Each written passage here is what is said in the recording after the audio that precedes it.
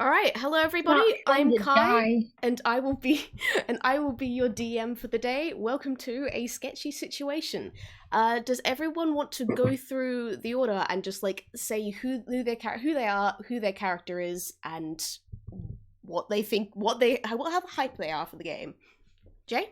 Oh, I'm at the top. Yeah, I am Jay. I will be playing Vincent Willoughby, a UPA Toonkind Fox. I used to introduce him as several pounds of Class A non-tradable douchebag, but timeline-wise, we're actually post a bunch of character development, so he's just mostly generally terrible, but with some small redeeming qualities. Mod? Yeah, well, I mean, he's going to get along well with my character. So, hello, I'm Modmad. My character is Alibi. He's been in a couple of games before this. He's a soft boy, but he pretends to be very aloof and cold and, cool and calculating, but in fact is pretty much a disaster. He's incredibly lonely, and he's actually made some friends, so he's, very excited to be able to pay back Charlie, who literally saved his life. But he's also met Doc before, so he's going to be quite excited to see that. And I'm incredibly hyped for this game, yes. Al? Yeah. Oh, hello. I was looking through my art folder. But, hi, I'm Al. I'm at Owldart, and I'm playing Isaspella Book. And Isaspella Book knows Charlie from way back when she was level 2 or whatever. They went after this cool bell thing, and they hung out and stuff and got some money, and there were pies, and it was fun. Spella was her usual charming self, which means that her natural +0 to charisma did its job. Amazing. And Samaranth? I'm Samaranth. I'm playing Doc Acne. I'm a officer. I'm a sort of a mad scientist, if you want to call it that. I met Charlie when we went to get a gem for Screw McCodger, I believe. Alibi was there too. It was great. Yeah. Alrighty. Before we go starting the game, I am going to lay out, I have got 1 or 2 extra mechanics in place for this game, because it's a heist game, which means you guys get flashbacks. Once per session. I'm calling it per session rather than long rest, because we're not expecting this particular part of things to go longer than a session. Is going to be your character can do a flashback. When it comes to any role, any tricky situation, you can go, all right, I have a flashback to this previous point in my life. It can be during when everyone was together in the planning stage. It can be an earlier point way back in your life where you remember a similar situation. And if you manage to describe some sort of flashback that will apply to the situation you are currently in, you will get advantage on your roll. That's not to say that things can't still go wrong, but it's something to hopefully save you from the worst of the worst things and maybe include some fun heist flashback nonsense. Great idea. I love that. Dice are mean. Okay, mechanically these don't stack, right? No. we can't just do 3 different flashbacks at the very end of the game. No, this is why I say once per session. Okie dokes. Alright, and with that going, we'll begin. I reckon, Isaspella, we will start with you. It is a normal day. Where are you? What are you doing? Okay, so Spella is currently she is once again nose deep in a book, and she's actually looking over it and writing some notes on something. But one thing that's unusual is that the book she's reading, she has placed a book cover on it, and she's just waiting at a table as she reads for her contact, and her contact is Charlie. Well, I wasn't actually good. I was going to say Charlie turns up out of the blue, but this works as well. Let's say he's polite for once and sent a letter. All right, he comes and plops down on the table opposite you, and is hey, Spella, thanks for showing up. I'm how's it going? You said there was money involved. Straight to the point. He pulls out of his pocket a bag that's chinking with money. So it's like you've got about 50 gold in there if your ears are finely attuned to how much money is in a small bag. And it's like, here's the money up front. Now, I need to ask a bit of a favor if you're free for the weekend. Go for it. See, we've got a bit of a problem and need a little bit of help. So I'm getting a couple of friends together and, well, let's say there's some bonus perks in there if you can get your hands on any. Are they you friends or palatable beings? Charlie just grins at you, and then the camera cuts away. Doc Acne, we will go with you next. Where are you? What are you doing? All right. We see Doc. Doc is in the very front of what is sort of like a schoolroom. And at the very, very back is sitting a small puppet child. Because Doc is holding a small cube of some substance over a beaker of some sort of liquid. Doc looks a little bit different than the last time anyone saw her. She has her face visible, which is wild. It looks kind of fucked up, but that's okay. So she drops the cube in. There is a massive explosion, and we cut to Doc covered in soot outside with Moppet, just sort of standing there, embarrassed. That's amazing, and I love it. Thank you. All right, Charlie kind of just comes strolling up the pathway. He knew you were in the area. He'd found out from context that you were in the area. He didn't know exactly where until he saw the giant explosion. So he just comes strolling up the pathway and goes like, "Oh, hi, Doc, there you are!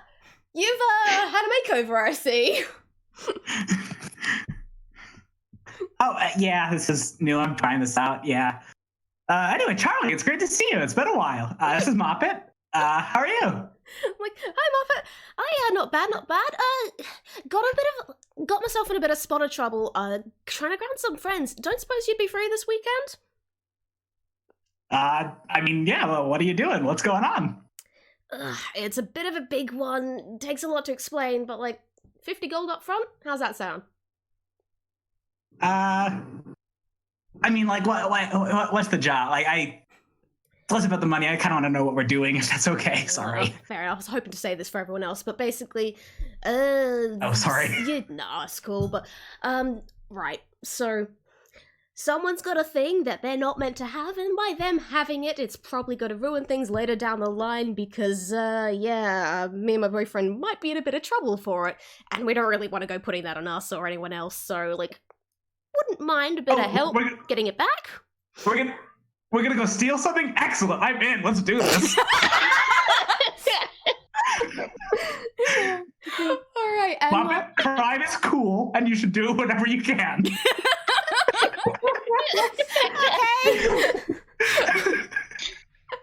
Amazing. All you have to do to convince Doc is crime. Yeah, can I just say, Charlie heartily approves of how you're raising your kid, Doc. Doc is so good. I love her. She's so good. And last but not least, Alibi. You took a lot of tracking down. You are hard to find, but where are you? What are you doing? Honestly, I think he's busking. He's super bored. He doesn't need money, but here's the thing. Alibi didn't want to be a sorcerer. You don't get much of his backstory, but he wanted to be a bard, but his dad made him promise to go to sorcery school because he had inherent talent, and he was So yeah, he's just by some kind of random statue performing, and he doesn't care how much money he makes. He's kind of just doing it to pass the time. Oh, that's so cute. Yeah, Charlie is gonna just Charlie is on a time frame here, but also this is adorable, and he is just gonna watch and try for a little bit. And but after a while, Alibi just hears the chink of coins, but not spare pennies that have been dropped into a hat. It's a bag full of 50 gold that just plonks right down. And Charlie kind of leans over and goes you're not half bad, but you can still do with some practice, mate. And Alibi looks up from under his hood, and you see like this kind of flicker of joyful surprise in these big white eyes that are just completely shrouded in black shadow. But they quickly sort of become half-lidded and aloof, and he's like, "Oh, fancy seeing you here. Well, you seem to have approved of my performance." And he just takes the money and puts it in his pocket. Thank you. Well, I was hoping for a bit more performance than that if you're free this weekend. Suppose I can arrange an encore, and he's tuning his little lute. It looks like a very small lute, but in fact it's basically a ukulele. He's got a ukulele. Yes. A ukulele. Yes! Ukulele. I'm gonna write that down, that's great. Anyway. Alright, oh god, where are we? Charlie kind of just like watches you do this and goes like, got some other friends that'll be coming. It'll be a riot. You wanna join? Alibi has basically already accepted and is trying not to look excited because he's so bored. He's so bored, but also like literally he owes Charlie a big favor considering he saved his life, literally. So he's like, yes, I'm sure that I can move aside any plans that I had, which I did not have. So, yeah, he's in. All right, perfect. We've got everyone together too, and the camera shifts the camera shifts to the side behind the statue. When it pulls out the other side, we are all in a room together, back at Charlie and Vincent's house, because this is the moment for Vincent to walk in and lay down some blueprints on the table in front of everybody. All right, Charlie is just kind of like looking at everyone, goes like, thanks so much for being here, guys. We got ourselves in a bit of a pickle in our last job. Basically, Switch went bad and we need your help recovering some stuff because this is a guy that's not meant to have what he has here. So basically what we've got is we've gotta kind of sneak into his house and break into his safe and kind of steal the stuff back, preferably without him noticing. Shouldn't be a big job. We're just not aware that like he's got some pretty serious magical security there, which is why I've got you guys in, because I know that's the sort of stuff that you're good at. Sorry, having a bit I've got my plans here, but I do not actually write out a speech because I'm not good at reading off speeches off the thing. Alright. We're all about the improv, baby. It's fine. Alibi is basically going to look these over and be kind of impressed at how well drawn they are. But he's like, so do we receive any details as to what this object is that we are retrieving? Basically, some pieces of paper. It's just like some sketches from some light box looking mechanic sort of thing. You don't need to worry about what's on it. We've just got to make sure this guy doesn't get them because it's gonna kind of ruin things later on for us. So you lost paper. It wasn't exactly losing the paper so much as we sort of accidentally promised something and then made the mistake of following through with it, which, you know, in our line of business is not does not tend to be the most profitable. We botched the switch. It's like, we're sorry. Well, trust me, we hate it as much as like any of you guys would, except I'm guessing you guys don't really hate it though, because you're getting paid 50 gold for this, aren't you? Spella turns her head and looks directly into the camera. All right, but we've got basically everything planned out. It should be pretty simple in and out. Mm-hmm. It's just a matter of, you know, actually doing it, and we need more people than we can go, and I can't go in there because they kind of already know me. And Charlie's tail kind of swishes around, and it hadn't been obvious to you guys before because he'd been making an active effort to hide it, but when he shows you this now, like, the end of his tail is all scorched and burnt off, like he's been hit by something that he probably shouldn't have been hit by. So it's kind of... So that's what the smell was. Thanks. Oh, I thought it was me. It's usually me. It's like, Doc gets it. Alright. Okay. It's pretty simple, although first thing we've got to ask, any of you had any experience clinging to the underside of cars? Why would we? I don't know, you lead all various rich, colourful lives outside of meeting Charlie, so... I've got a spell. I've got some gloves and boots that I've rigged up that might be able to do something for that. It depends on how long you need it to be under the cart for. No more than about 5 minutes, mate. Yeah, very quick. Essentially, around the outside of, what did we end up just calling him? Just Jimmy? Yeah, we're just gonna call him Jimmy. Alright, He's got some stupid long name. It's right there. It's not even that long. Jimothy. I was like, right, basically, so you guys know what you're getting into. The guy's house that we're going into is James Arnay. Not sure if you've heard of him. He's a bit of a skis, but yeah, which is why we don't want to have... What, sorry? Make a history check? Like, if we've heard of him? Yeah. Like, we could probably... Go ahead. Make a history check if you want to. Yay! Hell yeah, rolls. 14. I'm gonna do a history check on that. Oh, you'll get history. Oh, you don't need to know because you already know. Oh yeah, All no, right. I already know. Dirty 20. All right, so that's a 14 and from both Alibi and Doc Acne, which means like you guys both you have heard of James Arnay before. You know he's someone that's like a little bit high up in you're not sure which government, but you know he's possibly kind of been flitting between a few. He's definitely done some work with getting the tunes to spread over Inkwell, but you're not sure if he's that great a guy. You've only heard whispers or anything. Isaspella, however, you are very well read, so you know exactly what's going on with this guy. And he's basically someone who politically flits here, there, and everywhere while actually trying to, spread, become more influential and get more people to like him.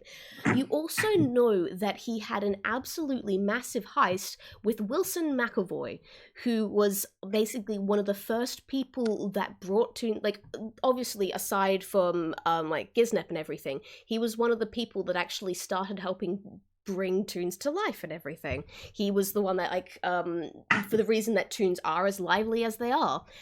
And Jimmy here does had a massive feud with him right up until Wilson's recent death. So you know more or less exactly what's going on here.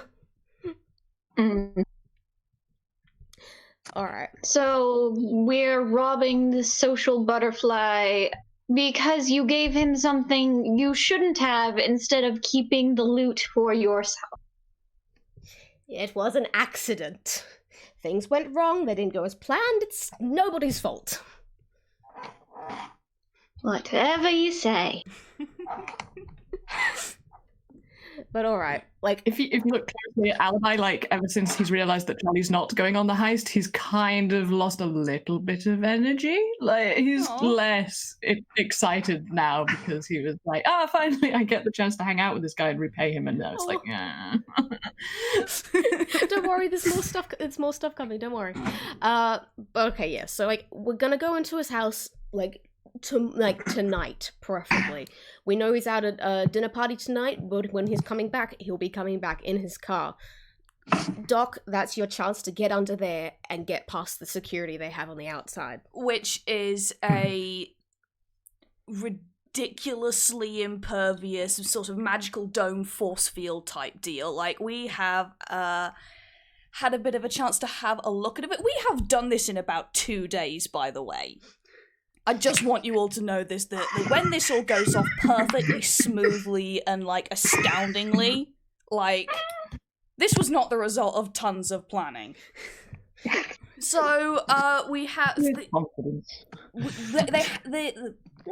there's this force field dome thing over and presumably under the ground. We had a look, didn't we? Yeah. Yeah, a bit of dig. And the only sort of reliable weak point that we could find in it is by the main gate. Obviously, there's a little booth on the inside. the gate man security person opens it, lets the car through, closes it again behind us. So we can sneak in about one person, presumably this is going to be Doc. Yeah. Okay. Who will then cling underneath to the car as it enters, wait in the garage until everybody is asleep, and then presumably there'll be some kind of intercom or security phone, some kind of way of communicating with the guard. Use that as a distraction. Please do not try to fight or explode any of the security, because that will immediately get us caught. And this is the point where I'd like to just point people over to Roll20, where I've just drawn arrows on the map of what is what is meant to happen. So yeah, it's basically hide under the car, wait for the car to park, wait in the garage until everyone in the house is asleep, then leave the garage and go to that little green box, which is where a security phone is. And then Charlie kind of speaks up here, had a bit of a chat with one of the maids. She told us where the little security boxes are, basically just communication points with the security on the gate. So pretty easy to give him a call, give him a bit of a distraction. While that's going on, the rest of us can sneak in. Okay, cool. Yeah. Once we're all in, you are gonna have to let us through. Probably the back door's gonna be the safest. So that little one right there. If you let us through in there, we're fairly sure that one's not alarmed. There is a lock on it. Vin can deal with that. I'm actually great with locks too. I can try. Yeah. Fantastic. Save us some time. Once everyone's there, we're going to have to split up into two teams again, because we know that there is a whole bunch of security in the study, and someone's going to have to go and disable that, which is why two of you headed straight up the stairs. And once you actually get upstairs, you have to kind of sneak into the master bedroom and disable the security box there. Yeah, we don't exactly like where it's positioned either, but this Jimmy's big on his security. Once that's done, the other two can sneak into the study, find where the safe is, find where he's kept those sketches, and then grab them, and then everybody gets the hell out of there, right? How's that sound? That's great. I'm refraining from making comments. Alibi looks like he's thinking quite hard about this, but he eventually was like, you mentioned guards. Do you have any idea what kind of uniform they wear? Oh yeah, exactly. Charlie can actually, Charlie pulls out some photos and everything that he'd taken, when they were basically staking out the house to try and figure it out. And, there is, at least a couple of good quality photos of the human guard sitting in his booth, wearing kind of a navy blue colored uniform with a couple of badges and everything on it. It's a pretty average security guard uniform. Okay, Alibi, just for practice and to see if the match works, he's going to look very closely, and if there's a particular badge, he's going to use prestidigitation to make one of those badges and put it on his coat, which will now change colour, and it is now that same navy blue, but with a little bit of gold trim, because he wants to look like he's someone important. Ooh. Nice to know we've got a good backup then. Charlie is definitely impressed by this. I just shrugs and he's like, I've never been hugely faithful in the concept of Plan A. We do have a plan B. This one was one of Charlie's, as will probably become immediately clear. In the case of anything going wrong, essentially, we are to disable the. On the map there is that. See that yellow square, big bright yellow square in the middle? Yes. Yep. Yeah, that is the magical generator, which is responsible for the force field, for possibly any other magical security measures. Or we're not sure how much it runs, but we're pretty sure it runs most of it. It runs a lot. It's also almost certainly going to be alarmed in that case, which is why we haven't just disabled the damn thing and then just gone. So, plan B, if somebody gets caught or cursed or splatted or anything generally terrible, is to disable that generator, cause as much havoc as possible, and get the hell out. I reckon it's a pretty good plan. Look, above all, you guys safety. I'm getting paid for this. I don't care. You see, this is the attitude that we generally need to have with people that we work with. I knew you two'd be like this. I knew. This is why. You are exactly why I went to her. I wanted Fran instead. But no. This is... figured you'd be happy. But yeah, you guys' safety comes first. Like, we need those sketches. I mean, but also do get the sketches, safety and everything, but we do really need this sketch. Yeah. We do need these. But, like, if worst comes to worst, just get the hell out of there. Like, obviously do not risk necessarily life, but maybe risking a little bit of limb, maybe 2. You know. Considering I like the number of limbs that I have, perhaps we ought to agree in advance which 2 of us are breaking into the study and which of us into the master bedroom, which I can only suppose will house the master. Well, Vin's fairly sure Vin's going to be best at the sneaky stuff, so if he's going to be the one going up there and doing the master bedroom things, just kind of depends who wants to go with. Or don't all jump up at once. Bella flips through her book, which, yes, she has brought. It still has the book cover on it. Like, you know when you're reading a book but you don't want people to know what you're reading?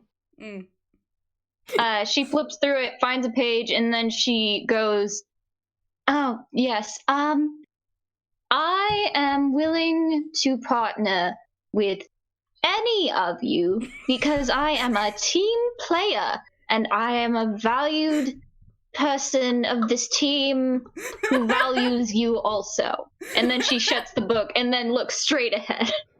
Oh, she's trying! Oh, that's amazing.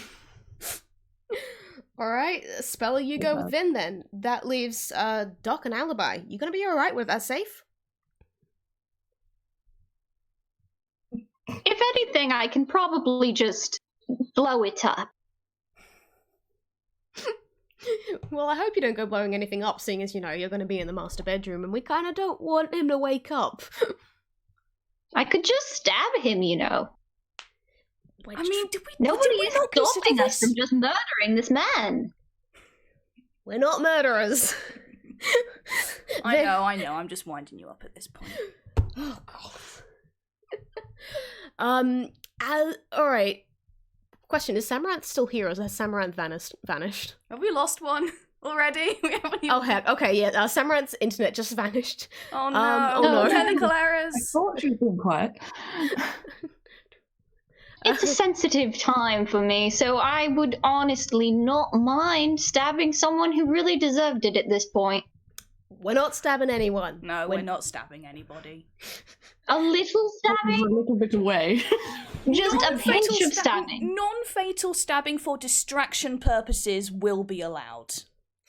I will take it. Okay. Not when he's asleep, though. If he's asleep, let him stay asleep. If he's asleep, that's more distracted than anything else that you guys could manage. Mm-hmm. There we go. All right. Sorry, I am just going to hit pause on the game for a little bit until we get Samaranth back, because seeing as this is the planning stage, we do kind of need everyone to be on the same page. On board. We do. In fact, I'm going to go and check on my router because my internet is flickering like crazy, so I'll be right back. Yeah, if anyone else has any technical issues, being sabotaged from the outside. There's always those 3 bitches who just aren't down with murder. We're not murdering the guy.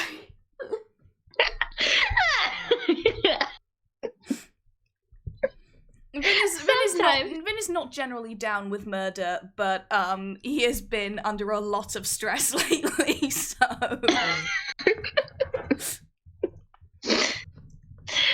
Sometimes you just, get paid 50 coins, You make a heist plan, and then you go inside and stab the dude. 50 gold is not that much for a murder, but also this is Isaspella, so like... She's got student loans to pay. She's not having a great month, okay? Well, I mean, now she gets to hang out with friends and do fun heist stuff. I'd say this is gonna make it a fun weekend. Right? And that's just, you didn't see, like, the full body shudder she just did in my mind. Ugh, friends. Oh. Ugh, it burns. I'm back. You're back? Hurrah! Yeah, I gave the router a kick. I think it should just work better now. Fingers crossed, fingers crossed. Still waiting for Samaranth to get back, so this is a good time to just kind of, like... Sam is back. Out. Oh, he's here. Wait, hurrah! Your turn! She back? I'm not saying anything, but I can see the thing.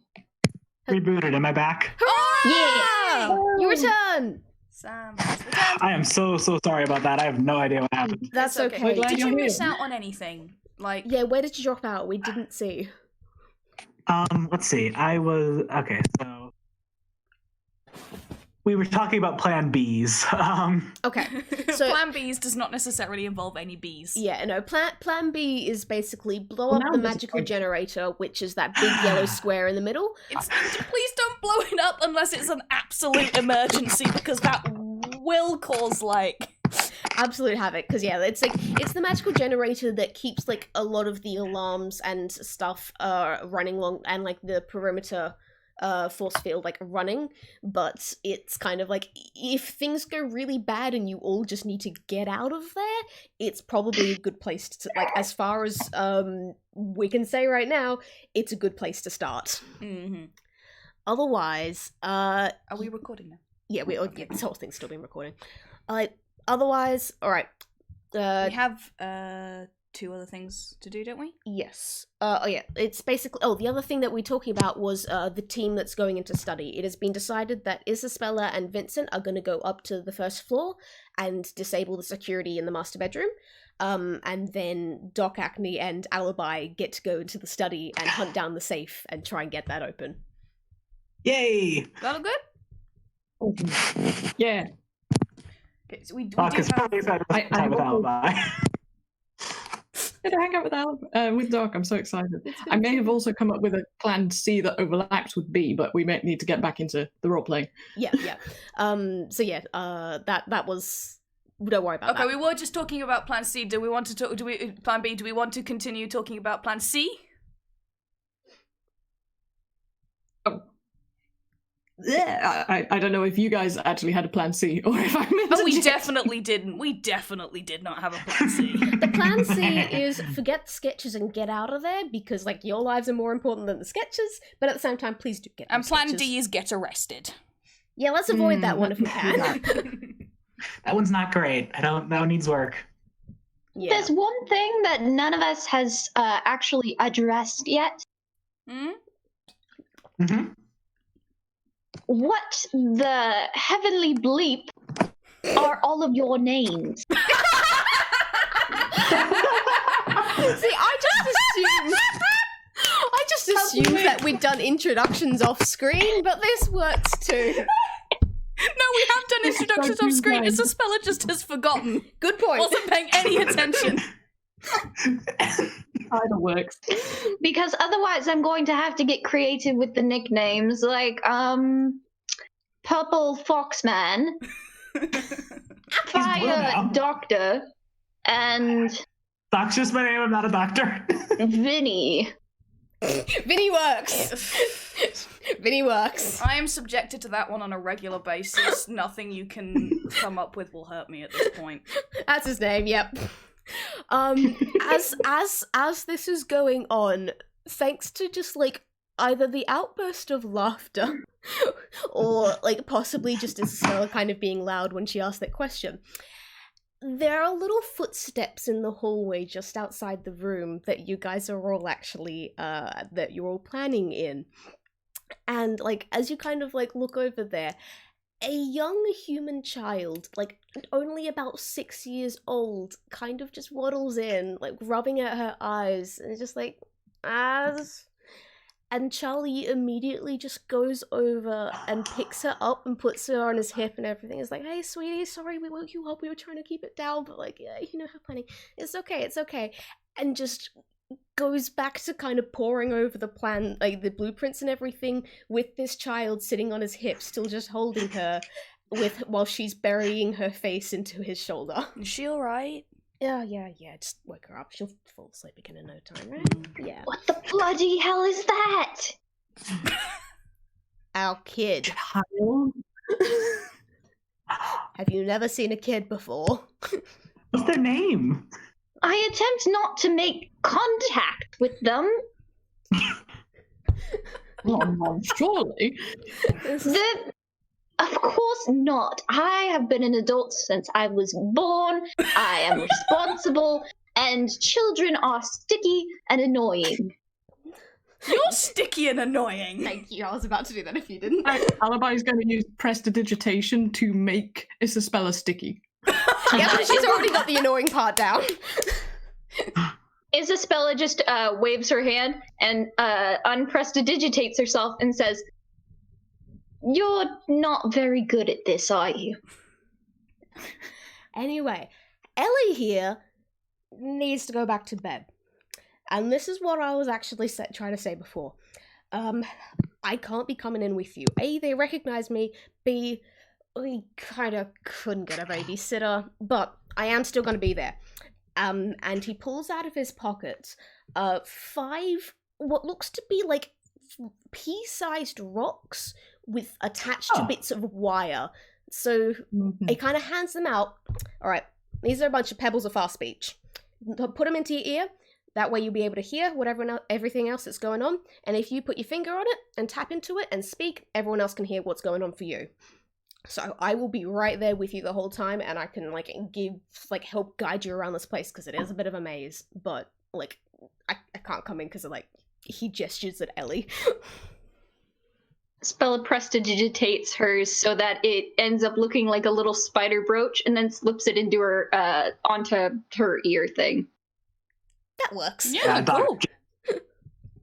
Doc just jams hers into her good ear. Excellent. You can't even see Alibis because it's under the hood. You've no idea where that thing went. Now, do you have to feed and water that thing? Oh my god.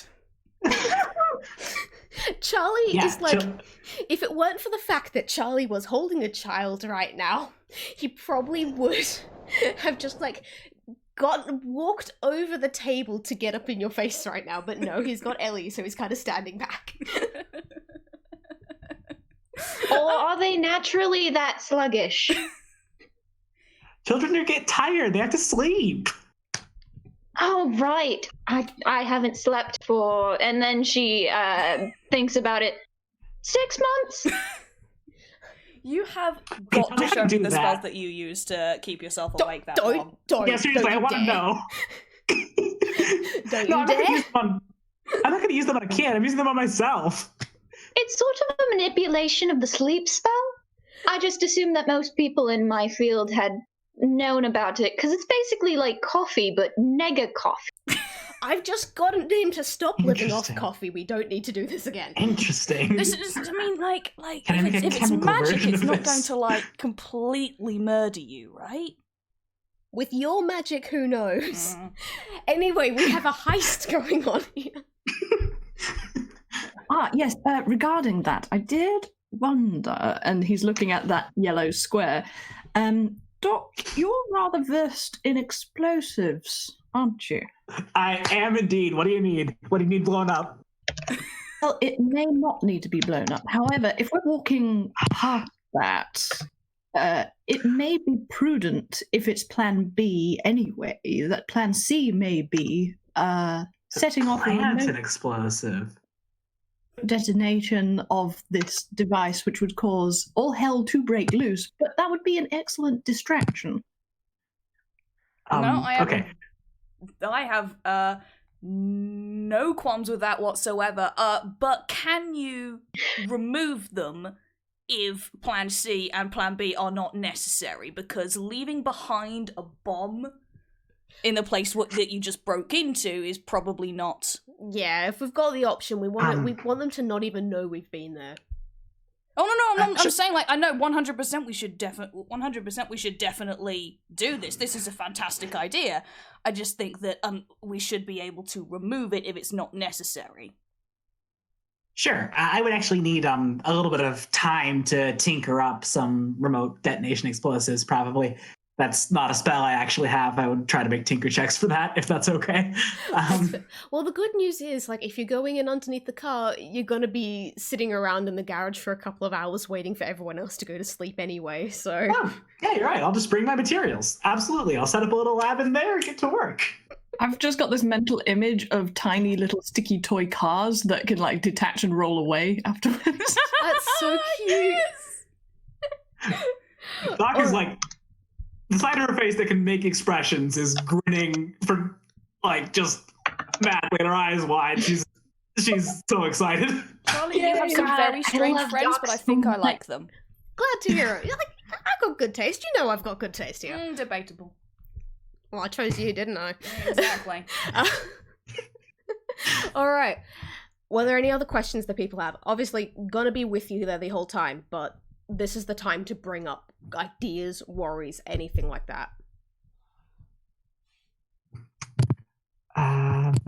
Aside from the near certainty that this is going to go horribly wrong, no, I have no qualms at all. It will be fine. Oh, one thing though, if there is any particular, non-conventional means of exit necessary, do not go via the roof unless you can absolutely help it. We don't know what's up there, but we've seen some stuff moving.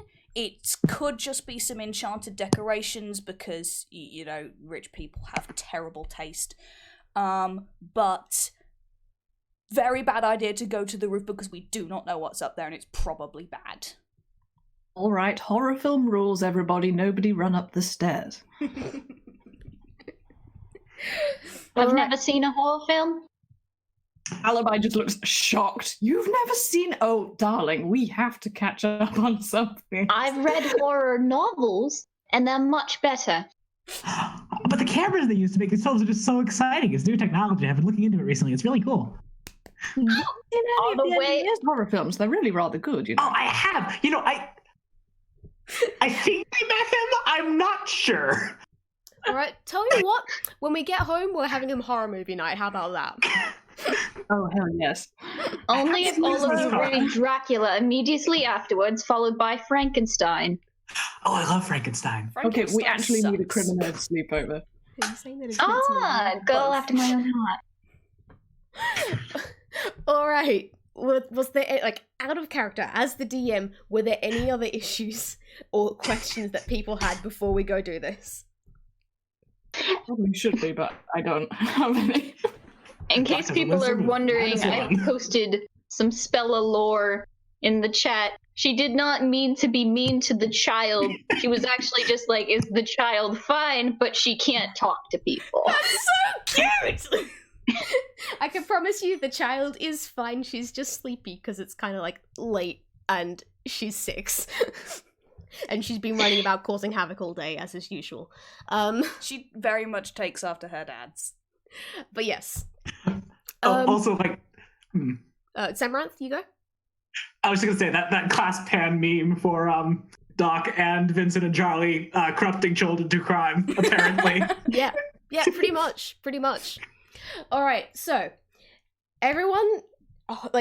next shot that we move to is everyone in a horse and cart, as Charlie kind of just like pulls up a little bit down the road and everything from where the entrance of the house is, so like where the actual gate for the house is. He's like, Charlie's gonna wait there with the horse and cart so they're ready to make a quick escape afterwards. Until then, he's also going to be kind of sitting there babysitting Ellie and reading over the plans again and again while you guys are in the house. He's going to be very bored. He wants to be in the house too when he can't. So, are we gonna go with Doc rolling underneath the car and clinging? Doc will do it. Yep. All right, give me I'm gonna basically need a whole bunch of dice rolls for you here. I can tell you that it is going to work out pretty well because this is still like the beginning of the heist and I want it to go well. But I need a stealth check to see if you can actually manage to hide from view. And we'll just do this like one at a time. Okay, stealth check. Not actually my strong suit, I would say. What's my... Okay, yeah. That's a 12. That's good enough. That's good enough. Alright, so no one kind of spots you as the car pulls up outside the gate. I'm gonna just keep calling him Jimmy. But Jimmy waves at the guard. The guard goes to open up the gate. While the gate is slowly opening, this is your chance to roll underneath the car and give me... I want dexterity to see if you can actually manage to get underneath and then cling to the car properly. And you said that you had stuff that might help with that? Yes, so Doc presses these buttons on her gloves and her feet, and these little spider web patterns appear. And I'm casting spider climb on myself, which allows me to stick to surfaces. Nice. Because of that, I'm not even going to actually make you do the dexterity roll to cling under. You just cling under fine. The next one that you'd have to do is kind of just like, I'll do Constitution saving throw with advantage because like, you know, when I'm talking car, I'm talking like chitty chitty bang bang era cars. So these things are kind of old and kind of clunky and probably overheat a little bit under there and they don't smell great. So this is just to make sure you don't go falling off half. That was a nat 20. Oh my goodness. You're good. You love it under there. Doc is at home. Listen, this is the sort of environment I thrive in. I make machines that blow up. I mean... Doc is reluctant to leave. You're good, you're fine. Alright, you manage to, while the car actually drives up the gravel pathway and around the back and pulls into the garage, you manage to cling there fine, and Jimmy hops out of the car and wanders into the rest of the house, and you are alone in the garage. Well done, you are the first person in the house. You needed to do some tinkering, was it? Yes, I would like to take my tinkering tools and my alchemist supplies, and I would like to start brewing up some remote control bombs if I can. Yeah, sure thing. What rolls do you need to do any rolls for that? Because I don't know. There's not like a chemistry roll or anything here. That would be with chemistry. Would be with my alchemist supplies, which I have proficiency and expertise in, Yeah. and then you just have a modifier to add to it. Considering that alchemy is magic, technically, I'd say it'd be an Arcana check. Yeah, I would say go Arcana, considering like how all your spells and stuff work. Whichever's higher. Yeah, it's an intelligence roll anyway. Can I use my proficiency with my tools? Because Yeah, I go get ahead. double proficiency with those. Oh yeah, good point. Yeah, go with those. Good roll. Oh my god, really? Ooh, I mean, even with your +9, Oh my goodness. you managed to avoid a critical fail and you managed to avoid basically blowing yourself up during this, which is good considering this is a stealth game. But like you've got some bombs. You're not sure if they're gonna work. With that, like with an 11, it's like you're sure that they will blow up. You're not sure whether they're actually gonna necessarily work remotely. And you're not sure they're going to be able to like easily removed when you need it to, but you've got things that will blow up. Doc is ashamed of herself. They'll be fine. Be fine. Let's have a bunch of small explodey robots wandering around the house. What could possibly go wrong? Amazing. All Oh, yeah, right. can I make them robots? If I make a tinkering Were check. you not making them robots? Yeah, do it. This was my chemistry roll. Can I make my tinkering machine roll? Yes, do it, please. That's a 27. Okay, so you've got a bunch of little robots that will definitely go wherever you tell them to, and will probably blow up at some point. They may or may not explode when they get there. Alright, now I will say this, like, about an hour passes between you managing to get into the garage and a time when you think that the guy's probably gone to bed and everything's quiet because you can't hear any movement in the house anymore. What is everyone else doing in this time, seeing as you're all just kind of, like, trapped in that cart with everyone else, including the small child? Finn is trying to play cards with everybody. Yeah. Do you have any 6s? Go fish. Alright. We play only the hardest card Yep. games in Toontown. This is so good, sorry. Spella leans over because Ellie also has her own little hand of cards. Yes. And without looking at the card, she says, if you have a 6, then you say yes and you give it. And if you don't, then you say go fish. Oh! Okay, Charlie has definitely forgiven you for being mean earlier. He's like, yes, this is good, and like, this is good. It's like, Ellie probably does have a 6 and then just like sticks her little arm like straight out at you. And then immediately like, do you have any 3s? Spella takes the 6 and makes a pair, and then takes a 3 from her own hand and slides it over. Yes. This is the cutest goddamn thing I've ever seen. We're now just going to roleplay an entire game of Go Fish instead of doing the heist. That'll be like riveting audio, I am sure. Yeah. Alright, so glad to know nobody's trying to go nuts here. Sorry, Mod, you were about to say something? Oh, it was just like we could roll to see who actually wins. I reckon, alright, Doc, do you want to alert everyone as to, like, you thinking everything's kind of quiet and it's time for you to come in, the time for them to get ready? Yeah, so I trust everything. Alright, I made some good robots that are mediocre bombs, and I think it's time for y'all to come in. Alrighty. Mediocre? Yeah, what? Excuse me? Look, Okay, some of my chemicals were off, and I fixed it a little bit, but like my chemicals were out of date. Will they explode when you tell them to? Will they? Oh no, better question. Will they explode before you tell them to? Not unless they're exposed to heat, sudden movements, slight changes in atmospheric pressure. Okay. Don't allow any of those things to happen, okay? Oh, good grief. Okay, no, we have to continue with this. Fine, let's just go, please. alright. Doc, you do need to go around, and actually go to, like, the little security, phone there, and distract the security guard however you see fit. Alright. You creep from the garage to the kitchen and get to the little like it's a pretty old-fashioned phone phone there. What do you do? Yeah, you can do Let's see. Just the lua. Doc makes a bit of a banging noise directly into the receiver.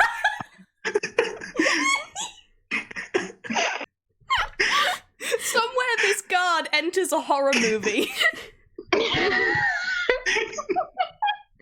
guard is living a totally different genre from the rest of us. Alright. Yeah, so like the guard picked up the phone and was just like, sir? Dun, dun, dun, dun. As like he's just like holds the phone at a distance and he's like, sir, is something wrong? Everything okay up there? Everyone else, the guard is distracted. What were you about to do, Samaranth? No, that's mostly just that. That's fine. Sorry. Fair enough.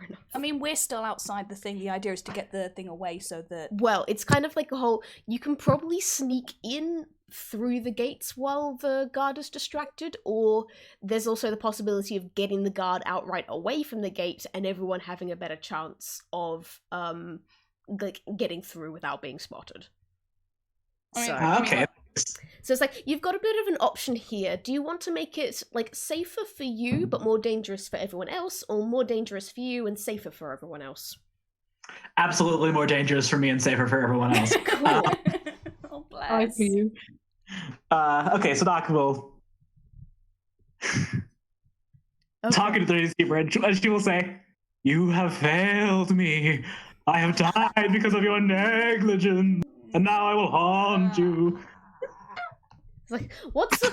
And like the guy's just like, what sort of prank is this? Hangs up the phone, grabs his torch, and comes out of the little booth to figure out what nonsense is going, because it sounds like, is there sort of a prank going on? Like, he does make sure the gates are locked before he heads up, but then he does start trudging up towards the house.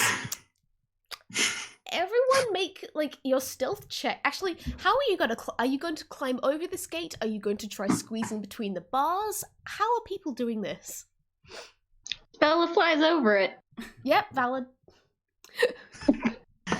Alibi is absolutely going to try and grab hold of her leg to fly over with her.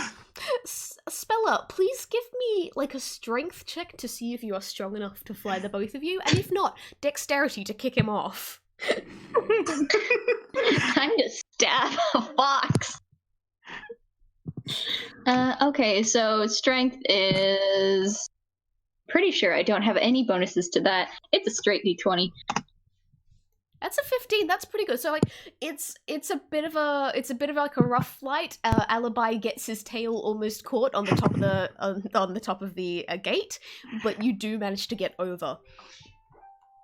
Can I kick him for fun? Yeah, go ahead. I'm not stopping you. All right, Spella kicks him. Ow. I was going to say roll damage. Like, do an attack roll, unarmed attack. Like, you have to be able to hit me before you can do damage. Like, come on. Yeah. Okay, so, God, I have to actually see what my unarmed bonus is. Unarmed strike is +3. There we go. Wizard Be glad she's bad. not using her hands. That's a 21. Smack the poor man on the Hello, nose. he's not got that many hit points. Okay. It's just one HP of damage. Yeah. It's, like, Okay. it's a pretty gentle You kick. hit him on the shin. He's like, ah. Bonk. Alibi. Didn't anyone ever tell you not to grab a lady's legs? Certainly, no, that was not part of the instructions I received growing up. Well, I wouldn't expect it from a fox, but at least you could have tried to prove me wrong. He's not even going to respond. He's just like, we got over the fence. We got over the fence. Let's move on. Vincent, how are you getting through the fence? I mean, like, as a UPA, can't I just sort of, like, slide through the bars? Do I need to roll for that? No, you know what? You just... You know, oh, has anybody seen that gif of, like, have you seen that, like gif of, like, a fox just, squinching their way through, like a chain link fence? Yes. It's like that. It's just like, whoop. I'm going to make you roll dexterity for this, just to make sure you don't, like, critically fail. But, like... My dex is +4. Yeah, you need to, like... It's got to be a pretty easy roll. I just want to see if, like, your little waistcoat gets stuck or something. Oh no, that's so mean. Winnie the Pooh this. So you know that really low roll I was talking about? That was a 7. You get halfway through, and then, like, probably around, like, where Vin's hips are meant to be, you get stuck. Because you're pretty skinny at the top, but then it's kind of legs happen and you curve out, and it's... Vincent gets stuck. Oh. So... I can just... Another like, kind victim of the rule of funny. Noise. Sorry, Mob, what were you saying? Oh, it's alright. I can just imagine, like, Alibi and Spella having this argument, and then you hear this kind of squeaky, stuck, holy Yes. noise, and they both turn around really slowly, and Vincent's just stuck. Yeah, pretty much. Okay, anyone want to try and get him out? This Yeah, house please. is going great. Spella just looks at Alibi and says, I'll push, you pull if you're capable, and she flies over the fence again and then starts shoving. Okay, gonna get strength rolls from the pair of you. It's not a good thing for Alibi. Not a good thing for Spella either. Okay, that's like 14, and alright, that's a Holy shit! that's a nat 20 Whoa. from Spella. Spella just like flies straight over, just gives one shove, and both Alibi and Vincent just go tumbling head over heels together. One big foxy mess. Meanwhile, Charlie's just kind of like Charlie's voice comes in through your pebbles of fast speech, through your earpieces, basically, and it's like, "What's the hold up? What's going on?" Nothing. It's all fine. What did Vin Your do this boyfriend time? got I didn't do stuck in a wall. anything. He got stuck in the. Yeah, he does that. Okay, we're good. Doc, how's things going for you? For me, I'm trying to make my way to the door to, meet him there. The back door. I'm going to try and let him in. Cool, because it's around the same amount of time that the guard has now managed to make it up to the house and is knocking on the front door. I'm not going to let him in. He's knocking pretty loud. Do you want to do anything about that?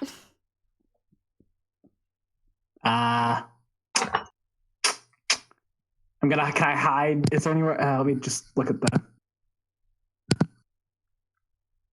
I mean, like, you're in the kitchen. You could probably like hide in one of the cupboards or the pantry or something.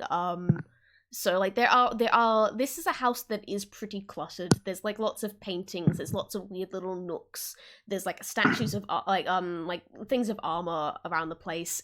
There's plenty of places that you could definitely hide, and the front door is a little bit away. So like give me stealth, and that will kind of show me how well you managed to hide. All right, I have had 2 kinds of rolls, and let's hope it's one and not the other. Okay, 14 isn't too bad. So you do manage to find a spot. You're sure that it isn't like the absolute best you could do, but you're fairly certain that like a cursory glance isn't going to reveal where you are or anything. So the guard keeps knocking at the door and just like kind of yelling out, "Sir, is anything going on? Is there anyone in there?" And he does actually manage to knock just loud enough for for the guy to wake up, for Jimmy to wake up. I keep forgetting his name. Oh no. And you hear footsteps coming down the stairs. And like someone's grumbling and putting on like a dressing gown and everything, comes to the front door, opens up, and like you can kind of hear in this distance like door opening. It's like, "Oh yeah, what's going on?" It's like, I thought you said something on the phone, sir." And it's like, "No, I was asleep." And I was like, "Oh, must have been a prank call then." It's like, "Everything all right? Nobody's there? Is there anything?" He's like, "No, it's just me. Go. It's fine. Oh, the alarms are on. It's fine." "Oh yeah, sorry for waking then, sir." And the door shuts. You hear footsteps going back up the stairs, and you hear a door shutting upstairs. And now everyone else. The guard is on its way. Guard is on its way back down again. I want everyone else to give me stealth, please. Okay. Just thinking of like Pink Panther sneaking. I note that Alibi is definitely wearing that uniform disguise on his coat. Amazing. Oh shit. Nice one, spell up. Not so nice, Alibi. And I spat water. Vincent is very good at sneaking, which is why he just got a 24. All right. So the 2 of us are like... Isaspella and Vincent just kind of disappear into the darkness. You do that thing where you kind of just fade away into nothing, leaving Alibi standing there. Alibi tried to do the same thing. It did not work. The guard is coming back down. Alibi, the guard spots you and goes like, "Hey, who goes there?" Oh, just a routine surprise inspection. I was just making my rounds and I thought I would check in. And he's absolutely just, walking straight up to this guy and pretending to be an inspector. In fact, I'm going to try and use his hammer space to pull out a clipboard. Yep, please. Technically you roll a d10, but the equivalent would be a 7, so yes, you get a clipboard. Oh, my goodness. Okay, yeah, so, and he, sort of looks officious and around at the place and says, "Is everything satisfactory?" I'm going to need you to roll performance here, because this is definitely you performing in a role here. Okay, that's fair enough. I get deception because, it's deceiving. Whichever one's higher. Yeah, all right, yeah. Go to deception or performance, whichever is your choice. Definitely deception. Okay, that was 15. Or yeah. So with that 15, the guard kind of like eyes you over, and he's not entirely sure, but like at the same time, he's definitely couldn't say no. This isn't what's meant to be going on. It's like, oh, don't worry, everything's pretty quiet. Thought I heard a prank call. Might have been just some kids finding a way into the security system. Happens sometimes. Everything's fine. Yeah. Can I see some ID there? Alibi sort of idly flicks the badge that he's duplicated, but while he's doing this, he's actually like, when he saw the guy, he sort of did this cute little eye dart thing, and now he's like definitely looking more at the clipboard, but occasionally glancing up at this guy like he thinks he's really cute, and is kind of like, so how long have you been doing this line of work? I've been working here for the past 3 years. Was over in town, by like the warehouse way. Before that, though, yeah, it's a pretty quiet job. Oh, that's fascinating. I'm so glad to hear it. And he's very much now putting on the big grin, and he's sort of, I didn't catch your name. I didn't come up with a name for the security guard because I didn't plan for this. What? Ben! Right. His name's Ben! His name's Ben. Alright, yeah. It's Ben Collins. Ben Collins, yeah. Ben, oh, it's so lovely to make your acquaintance. I say, when do you get off duty? Ben just immediately realizes what's going on and just turns bright pink. because it's like,